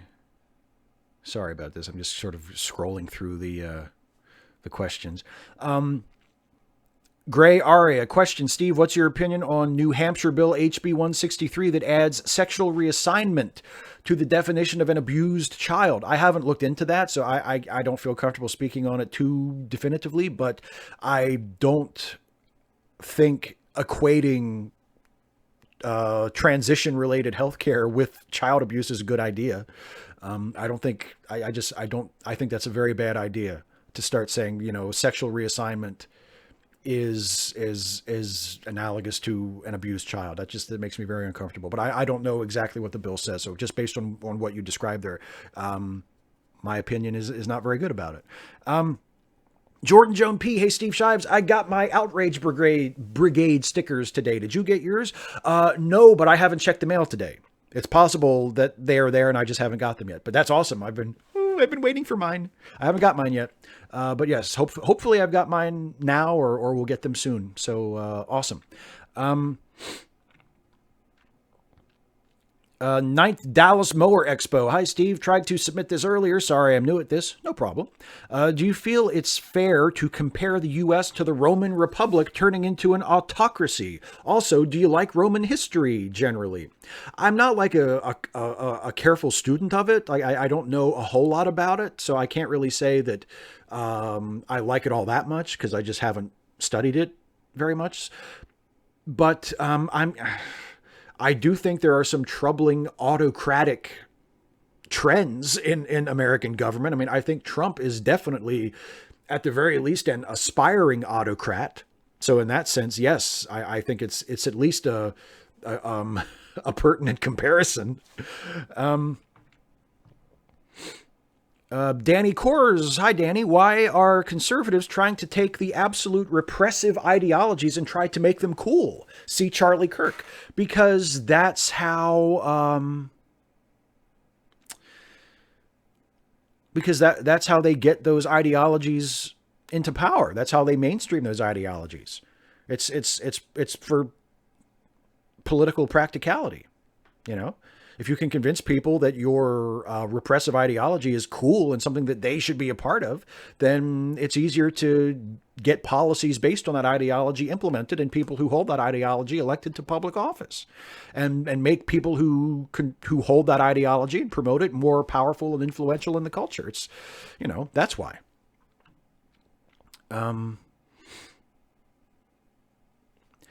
Nathaniel Robinson, what do you think of the reaction against Captain Marvel? Is this misogyny increasing?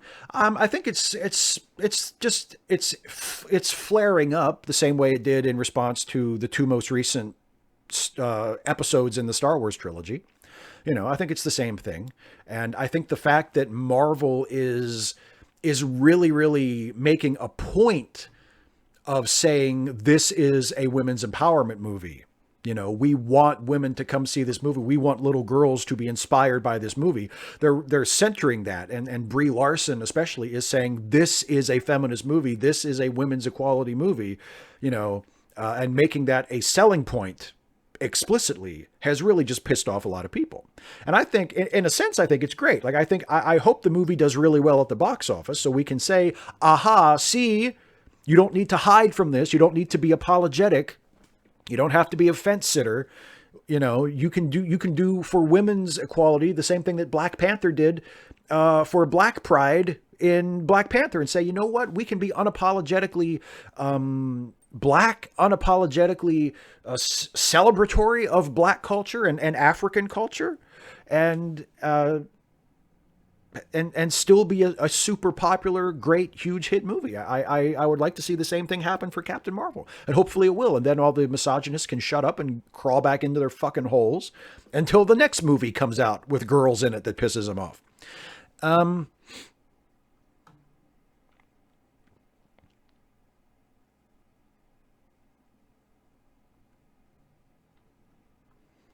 Oh, thank you, Obsidian Pixels. Obsidian Pixels says, longtime viewer, first time they've caught an Ask Away. Just wanted to say, loved the Pluto trans woman video. Well, thank you. I think that video turned out very well, too. So I'm glad that you liked it. Callum Bush, are you looking forward to seeing Shazam? Yeah, I'll probably see it. I am looking forward to it. It still could go either way. Like the trailers I've seen, like it still feels like this could either be great or this could be terrible, because Captain Marvel, the original Captain Marvel, Shazam, is one of those characters where you just really have to nail the tone just right, because I think traditionally, historically, he's a pretty lighthearted character, but it can't be so goofy and lighthearted that there's nothing to grab onto emotionally. You know, there has to be some kind of gravity to it, but not too much. And that's a tough balance to strike. And if the movie nails that balance, then it'll be great, and I'll love it. So yeah, I'll probably go see it in the theater. I'm curious. I've been a Captain Marvel fan, a Shazam fan, for a long time, actually. I really love that character. So yeah, I'll go see it. I'm looking forward to it. Hopefully it's good. Yannick Muller, hey Steve, how has your opinion about Star Trek Beyond changed? I remember from your review that you thought it to be weaker than the previous ones and that it's just better than it should be. No, I don't think I said that. I thought Star Trek Beyond was the best of the Kelvin timeline movies from the beginning. And I think I've watched it once, maybe twice since I recorded my review, and my opinion of it has only improved. Like I like it even better than I liked it after I first saw it. I think you might be thinking of another one. Yeah, I don't think I ever thought that Star Trek Beyond was weaker than the previous ones, but better than it should be. I thought Star Trek Beyond was the best of the recent Star Trek movies easily, and I like it even more now than I did when I first saw it. Miles Armstrong, what is your cure for gerrymandering? First, elect people who are against gerrymandering, and which requires massive voter turnout to overwhelm the gerrymandering. And second, get them to pass laws that require political districts to be drawn by independent commissions or courts instead of making it a political process. You know, the old saying is that politicians should not be allowed to choose their voters. The voters should choose the politicians, you know, and that's how it should be. So, yeah, just take drawing of political districts out of the hands of politicians. Give it to independent commissions. 255 AD question: does Mrs. Steve Shives dislike being called Mrs. Steve Shives? Yes. She would prefer to be called by her own name, and so would I. I would not like her to be addressed as Mrs. Steve Shives because she has her own name and she can be addressed by her own name. Yeah, no, don't call her Mrs. Steve Shives. Oh, Sofa Justice Warriors. Hey, Steve, thank you for being a sympathetic voice in this harsh internet. How do you stay so positive when it feels like everything is crumbling around us?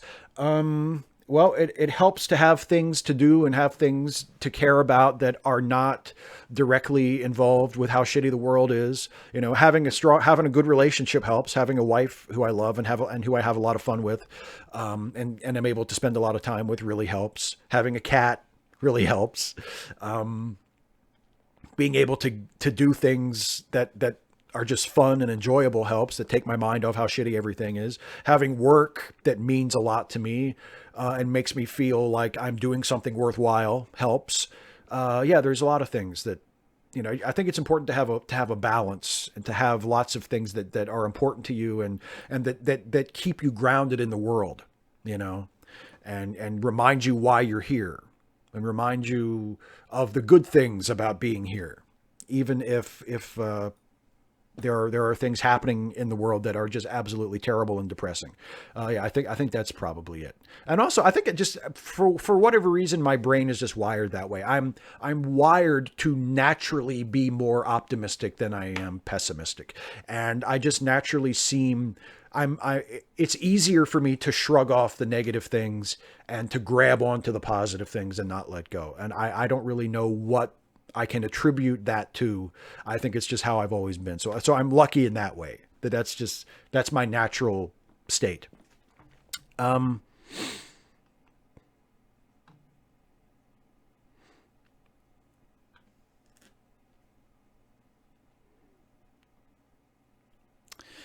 Positive vibes. How do you feel about libertarians? By which I assume you mean right libertarians, like what the kind of what we usually call libertarians here in the United States, like, you know, rugged individualists, people who don't want the government getting in their business. I'm not a big fan. I really don't think it's a very coherent or mature political ideology or worldview. I think it's very selfish and very childish, and I'm just not a fan of libertarianism like that in general. I think it ignores certain basic facts about humans as a species and about the ways history has shown that societies work best and don't work. And I don't have a great deal of respect for libertarianism as an ideology. And I think many libertarians, certainly not all, I know there are principled libertarians who I disagree with politically, but who are genuinely trying to do what they think of as building a better society. But in many cases, I think people embrace libertarianism I think I've said this before, because they want to be able to own as many guns as they want and use as many drugs as they want without being hassled by the government. It's a completely selfish impulse. They just don't want they feel hemmed in and pressed upon by the government, and they just want to be left alone and not bothered. And that in and of itself, even though that might be an understandable impulse from an emotional level, that is not the basis upon which to build a society or a form of government, I don't think. Trans, what type of glasses do you like to drink your beer out of? The jug handle glass or the straight glass? I'll take the straight glass, although I haven't really drank a beer for a long time. But yeah, sure, the straight glass. Joe McClory, can you think of a fictional world you really liked, even though you felt the movie, book, or show that told a story you didn't like in it? Kind of like the Matrix movies. I think the premise has just limitless potential. And I'm not as big a fan of the Matrix movies as a lot of people are. But I think the premise and I think the world in which the Matrix movies take place, especially the Matrix itself, the computer simulation, is a really fun idea and a really has just endless potential for story. Canon 70D user, me too. What lenses do you use? I use here. I'll get it for you. I happen to have it right over here. Because I was shooting a proper video before I did this. Hang on a second.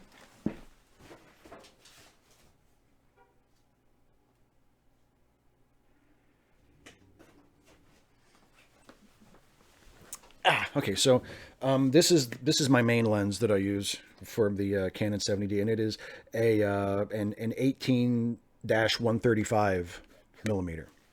And it's just a good multi-purpose lens. I use it for pretty much everything. And I have another one that's a little shorter, but I don't use it as much. It's a little bit more of a specialized lens. But the 18 to 135 is good because as long as you have enough space, you can zoom in a little bit on it. And you focus on the foreground, and it gives you that beautiful shallow depth of field with a sharp foreground subject and a blurry background that I really, really love. I keep holding it up with the wrong hand, and the chat window obscures it. That's my main lens for the Canon 70D. It's a good workhorse lens.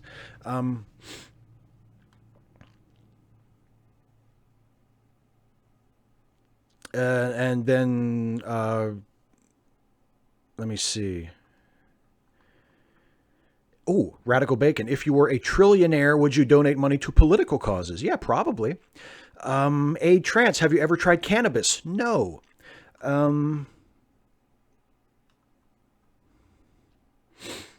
Radical Bacon. What would you do if the only episode of Trek you could watch was Move Along Home? I guess I would end up singing that fucking song in my sleep, wouldn't I? Right? What is it? Alamarine, count to 4, Alamarine, then 3 more, or something like that. I would end up pulling what's left of my hair out in frustration from not being able to escape that song. That song would be like the song that the music box that plays in Counselor Troy's head in the TNG episode The Survivors, to block her empathic abilities from realizing that Kevin is actually a Dodd. There's the weird Star Trek connection I just made. Yeah. I don't think Move Along Home is that bad of an episode, to be honest. It's not my favorite. Wouldn't be my first choice for only episode I ever get to watch, but I don't think it's bad. 255 AD question. Miles O'Brien spent like 20 years being abused in a VR jail. Then he was fined the next episode. Is it offensive to imply you can get over PTSD that easily? I mean, I don't know if it's offensive. If someone who suffered from PTSD was offended by it, I would totally get that and respect that. It's definitely simplistic. I mean, I think we should give Deep Space Nine credit for even tackling the issue and for doing a better job with it than a lot of other shows would. But yeah, we see it just like happens in a lot of Star Trek episodes. Just like happened with Picard's assimilation from the Borg, where yeah, they gave him an episode after Best of Both Worlds to sort of show him dealing with it, and then after that, it really didn't come up again. But that was good. And then when Picard was tortured by the Cardassians in the aforementioned Chain of Command two-parter, there was that scene with Troy at the end where he reveals that the torture did break him, that he was deeply affected by it. You know, I believed that I could see five lights. You know, and then it's not mentioned again ever. So that's just the nature of Star Trek. That's just the nature of choosing to make episodic television in that way. But I don't. It's simplistic. I don't think it's offensive. I think that's a good episode. I think would it have been better if O'Brien's struggle to come back to his life after that experience was touched on more in future episodes? Yeah, that would have been a lot better. But as it stands, I think it was okay. You know, it's not ideal, and certainly not reflective of how that really is. Certainly not realistic. Very simplistic. But I don't think it was that bad.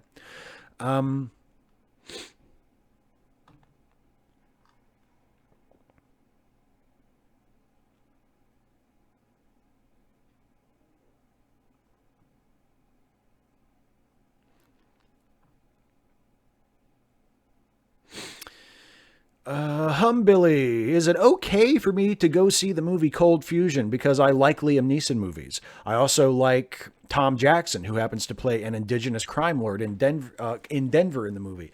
Yeah, I mean, I don't think you need permission. If you're okay with it, I think people are allowed to make those decisions for themselves.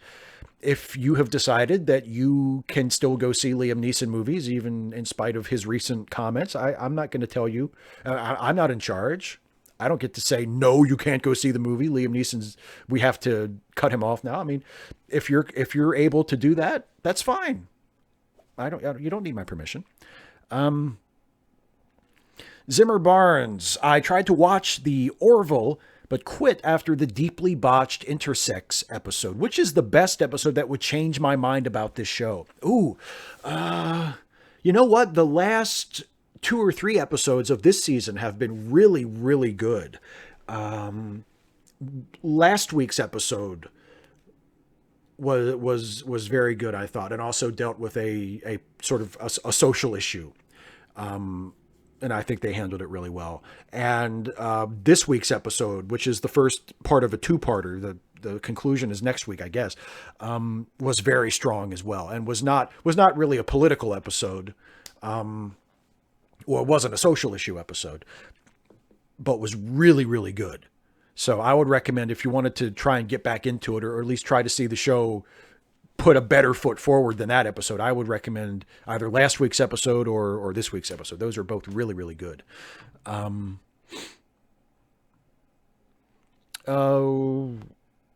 This is a nice comment from Leon Dalma. Steve, just wanted to tell you, I came here for the Star Trek, but you're one of my personal favorite YouTubers. Love your thinking.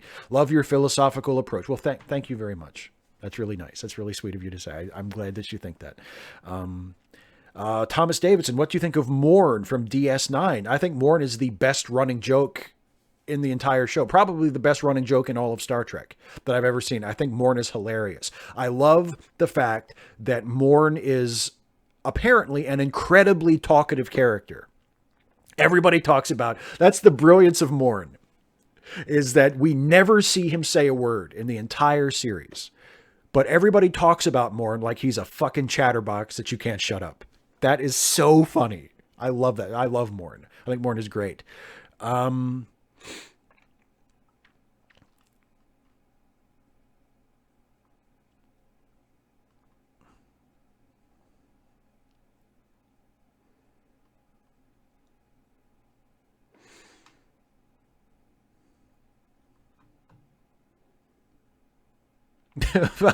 I see Varjak saying, I know Roman Reigns' history.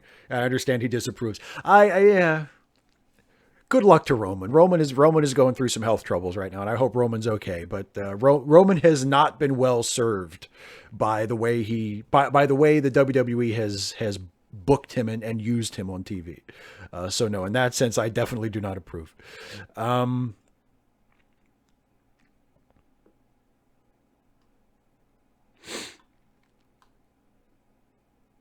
Oh, here's a good one from Amanda Predrazzoli. I hope I pronounced that right. Will the Ensign's Log continue after the end of the third season of TOS? Yes. The Ensign's Log will continue as long as me and Jason want to do it, which will probably be forever. And we're able to do it.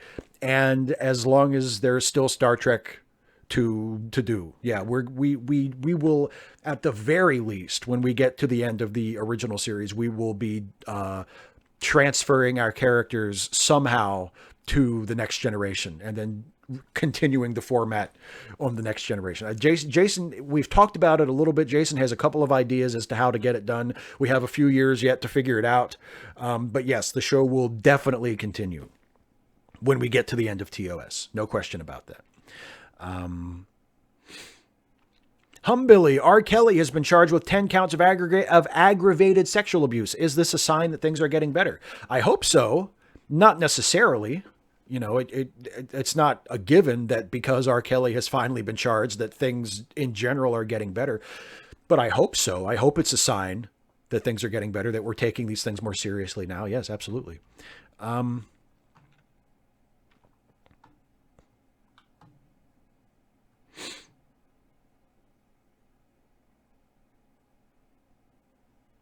Oh, Zimmer Barnes, thanks for doing these. I enjoy them very much. Well, I'm glad. Do you think Star Trek Discovery or the Picard show will ever have a trans character? I hope so. I don't know. I mean, it's impossible to predict such things. I would like to think so.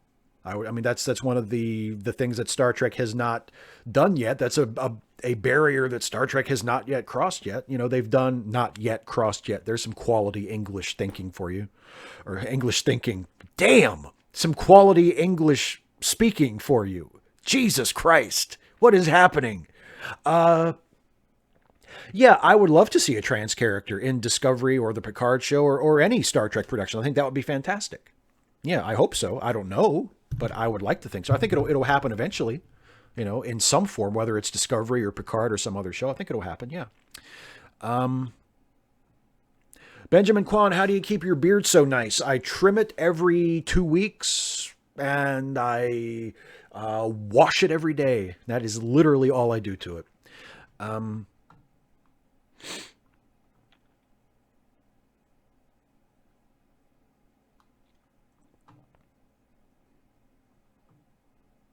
Radical Bacon. I would love to read your pseudo biography of me.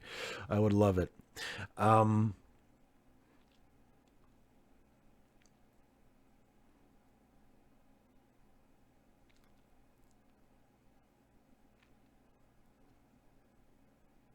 Oh, Radical Bacon, the guy you like has invited you to move in with him. Not the best idea, you think? Yeah, I mean, do you really know each other that well? I mean, you just mentioned this guy last live stream, and it sounded like you liked each other, but you weren't really sure about it. So yeah, I don't know. Maybe it's not the best idea. You know, maybe it's better to just to sort of wait and see. But again, please don't make important life decisions based on what I say. Please, please. If you take any advice that I give you, take that advice. Take the advice to not take my advice, or to at least not base big decisions on my advice, please. But yeah, I think your instinct there would probably be, I would feel the same way, that moving in together that soon would be a little premature. Yeah, and by the way, speaking of libertarianism, yeah, Varjak on Varjak's YouTube channel, he has a really good video about the party platform of the libertarians. It's really excellent and goes like point by point, you know, through their party platform. And it's a really good video, and it's a really good sort of, you know, very specific response to why at least that form of libertarianism, the Libertarian Party, is such a shitty party and a shitty idea. 255 AD. I want to see the next Democratic president do a press conference photo shoot where they take part in demolishing the unfinished border wall. Would you want to see that, Steve Shives? Yeah, sure. I would love to see that. That would be great. Humbilly, are you willing to allow that libertarians have read the Constitution, unlike perhaps Trump? Oh yeah, I'm sure they've read the Constitution. They probably have Constitution bed sheets The curtains in their houses are screen prints of the Constitution. I'm sure they've read the Constitution. Oh, okay. You've Radical Bacon. You've known each other. You haven't. I guess you haven't been dating for a while, but you've known each other for a while. Yeah, I don't know. I don't know. Um, I mean, don't rush into anything. Like I say, please don't decide based on what I say.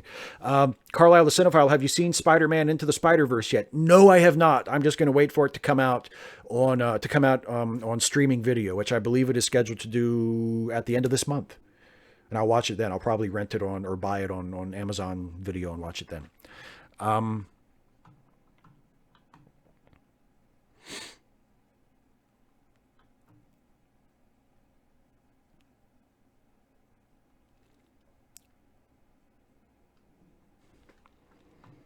Liam Foley, is the Prime Directive impossible to keep? Are there instances where the Federation would have a moral obligation to interfere in a culture?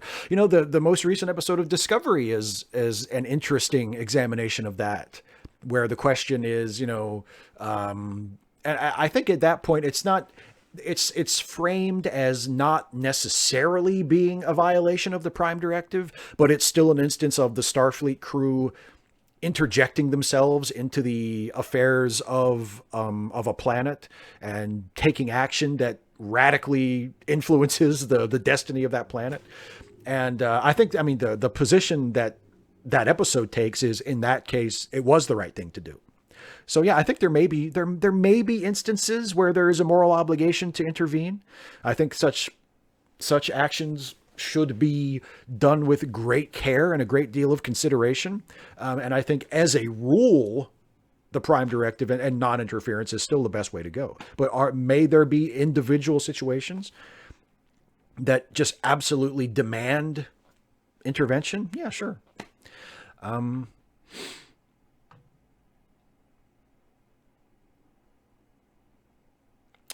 Humbilly, poof, you now have Seth MacFarlane's net worth. What would be the basis of your space opera? More like a Star Trek base on an exploring ship, or more of a station like B5? It would be more Star Trek.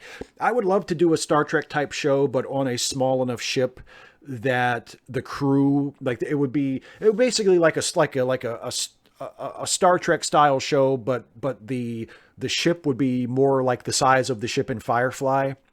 Where it would be like the crew on the ship would be maybe 5 or 6 people, and they would be the only people on the ship. It wouldn't be like senior staff and then 1,000 anonymous crew members. It would be a small ship. So it would be the main, like the bridge crew, the senior staff, and they would be the only people on the ship. And we would follow that ship on whatever its mission would be. That would be generally what I would do if for my Star Trek show or my Star Trek like show.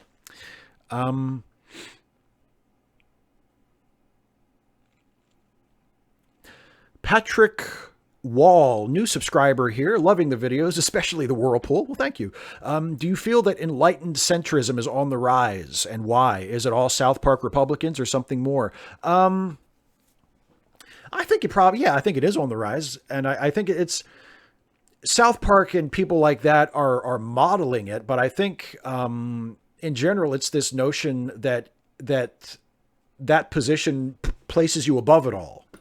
I'm a centrist. I'm not taking one side or the other. I'm smart enough to see that there are good points and bad points on both sides, and I'm above the fray. Like, I think that's a very flattering illusion. Excuse me. That's a very flattering illusion that people allow themselves when they take that position, when they begin to think of themselves proudly as a centrist, as an enlightened centrist, right? I'm not taking either side. I've found, the best way. And I don't think that's true, but I think it's very easy to be flattering of oneself and say, I'm not like these other people, these suckers who are either on the right or on the left. I'm smarter than all of them.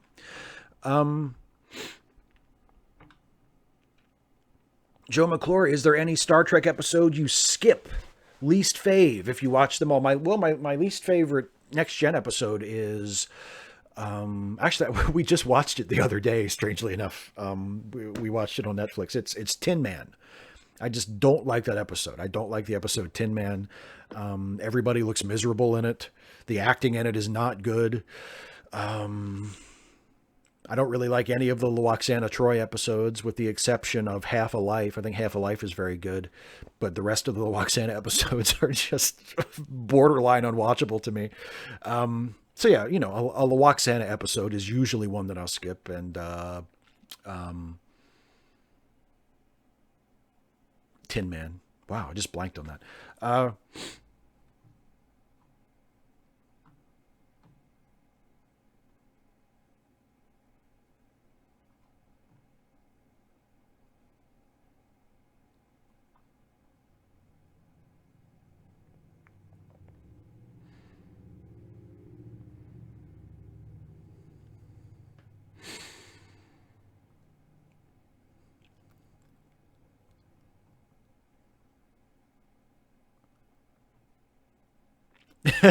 Felita the Geek.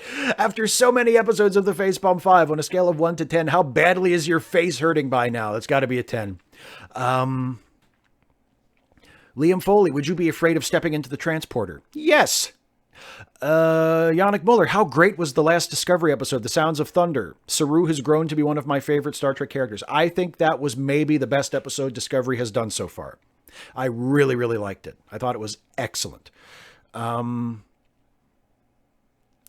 Callum Bush, Riker, Worf, and Data, the Dream Away team. Well, I think you got to have Crusher in there. You got to have a medical officer. But other than that, yeah, great away team. Ideal TNG away team, I think. Amanda Pedrozzoli, have you heard of the new Brazilian president? Some people call him Tropical Trump. Yes, I have. Yes, doesn't sound good. It's not good. John Brockman, question: how often do you go to the gym? Follow up: why not? Yeah, I never go to the gym because I am lazy. At least when it comes to physical exercise, I'm quite lazy.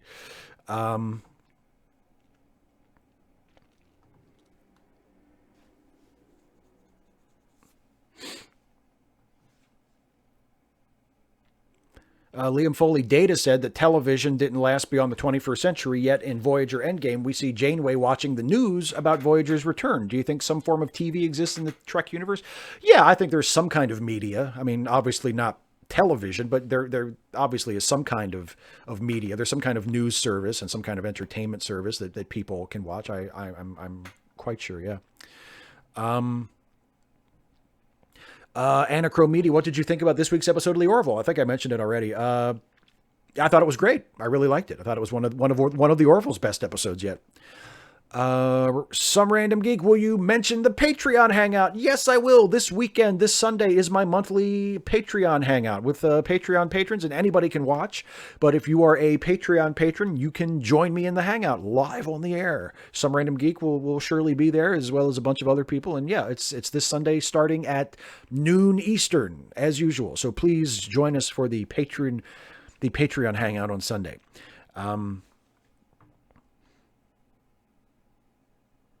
Radical Bacon, I friendship ship you and Jason. I want to see you meet each other in real life in the first time. Me too. Yeah, Jason and I have never met in real life. I would love to meet and hang out with Jason in person. It will happen at some point, I'm sure. I don't have any particular specific plans for when or where or how, but yeah, I believe me, I would love to see that happen too. Jason is one of my favorite people in the world. Alistair Shaw, will you do an Ensign's log of the films? I don't think so. I think the plan as of now is to go straight from TOS to TNG. I don't think we're going to acknowledge the films. We might change that. And obviously, I think if Jason or I comes up with a really great idea for an Ensign's log show or an Ensign's log story arc that would incorporate the films, then I think we would do it. But as of now, we don't have any plans to do the movies.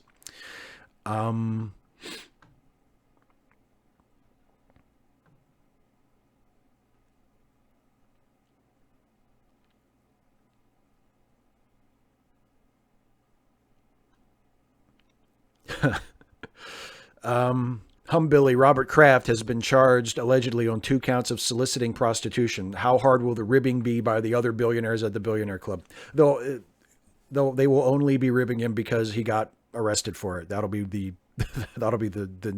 source of the ribbing. Nestor Alvarado, will the Jussie Smollett actually cause the liberal side to question things and believing a victim 100% of the time? It is fundamentally against what any skeptic would prescribe to. I hope not. I hope nobody uses the Jussie Smollett case as an excuse to not believe the victim. In fact, if anything, the Jussie Smollett case can be an example of why believing the victim is the best thing to do, because he was believed, the victim was believed at first, initially, and then it was investigated. And through their investigation, they figured out that the victim wasn't actually telling the truth. So it worked out the way it's supposed to. It's not an example of the folly of believing the victim. It's an example of how the system can still work if you start from a position of believing the victim. You don't have to doubt the victim and treat the victim as though they're making it up and no crime took place, and undermine their credibility and confidence and everything from the very beginning. You treat them with respect. You assume that they are telling the truth, that a crime has taken place, and then you investigate.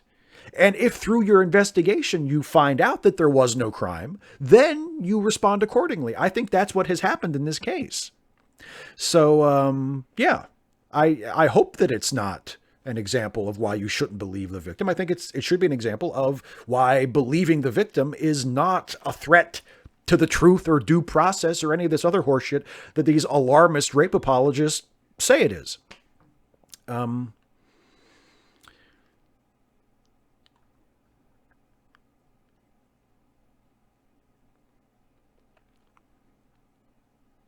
Yes, next month hopefully I'll have seen Spider-Verse next month. Yeah. Um,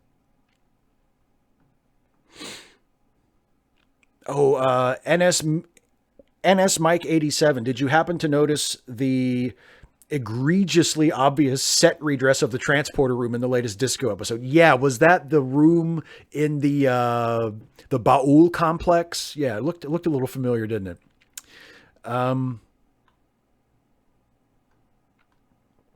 Radical Bacon, you are incorrect. I am not smart enough to be taught how to solve a Rubik's Cube. The only time I have ever solved a Rubik's Cube was when I followed carefully written instructions on how to do so. I don't think I could do it on my own. Even if you showed me how, I don't think I would be able to do it without having like instructions in front of me. But thank you for showing that confidence in me. 255 AD, suppose you and your wife were immortal. You think you'd stay together forever? Yeah, I think so. Why not?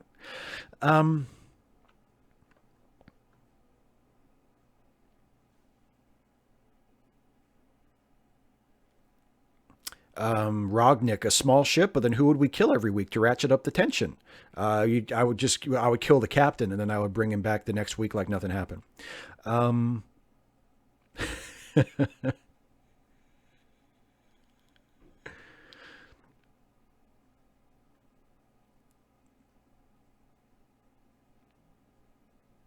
Okay, so I'm gonna have to I honestly kind of wish we could go all night, but I'm gonna have to wrap this up because we've been going for 2 hours and almost 2 hours and a quarter now, and it just has to stop. So I apologize to everybody who has left me who has left questions in the live chat that I just haven't gotten around to. I apologize for being so slow and for not getting to all the questions. But I'm gonna just draw a line and say, okay, we're done. So if you asked a question and I didn't get to it, I'm really, really sorry, but I'm gonna wrap it up. As some random geek just reminded me in the chat, I want to direct everybody to the links in the description of this video. There are links to fundraisers, to some of our friends who need a hand, who need some help. If you can afford to contribute, or at the very least share the links around in your social media to get people to raise the profile, and maybe hopefully someone else can contribute, I would really, really appreciate that. I'm going to take the live chat off the screen so that I'm not tempted to continue to interact with it. And yes, I am going to go have dinner with my wife, Wellington. Thank you very much. That is my plan. Before I go, I want to remind you all, in addition to what I just said about the fundraising links in the description, if you enjoy my YouTube work and you want to help me continue to do it, you can become a supporter of mine through Patreon at patreon.com/Steve Shives. And as some random geek reminded me a little bit ago, this weekend is my monthly live hangout with Patreon patrons, which will be streamed live on this channel. Anybody can watch, and if you are a Patreon patron, you can join me on the air, and we'll have a nice hangout for an hour or so. Hopefully it'll be a lot of fun. It usually is. So watch for that on Sunday. Support the channel through Patreon if you think I'm worth it and you can afford it. And also, I am the co-host of a couple of podcasts on the Let Me Listen podcast network. They are Late Seating, the movie review podcast, where Jason Harding and I review classic films and give them a fresh review and decide whether they deserve their reputation, be that reputation good or bad. And also, we are the co-hosts of the Ensign's Log, which has been mentioned a few times in this stream, which is the Star Trek themed comedy podcast, where each of our episodes is sort of a riff on a classic Star Trek episode. We play characters who are low-ranking officers on a certain famous Federation starship, and our adventures happen at the same time as the events of classic Star Trek episodes. And it's a ton of fun. It's one of my favorite things. And especially if you're here from the Star Trek stuff and you love my Star Trek stuff and you haven't listened to the Ensign's Log, listen to the Ensign's Log. I hope you'll like it. And you can listen to it at letmelistenpodcasts.com, or you can subscribe via RSS. Links to all that stuff are in the description. So that's it, everybody. Thank you so much. I thank all of you for sticking around for so long. I know these have really ballooned into just ridiculously long running times, but it's fun for me. I hope it's fun for you. I hope you had a good time hanging out with me for 2+ hours, and I will be back week after next to do this again. I'll be back on Sunday this week for my Patreon hangout. So thanks to everybody for your questions and for your attention and your kind comments and your support and everything. I really, really appreciate it. And I will see you next time. Take care, everybody. Thanks for joining me.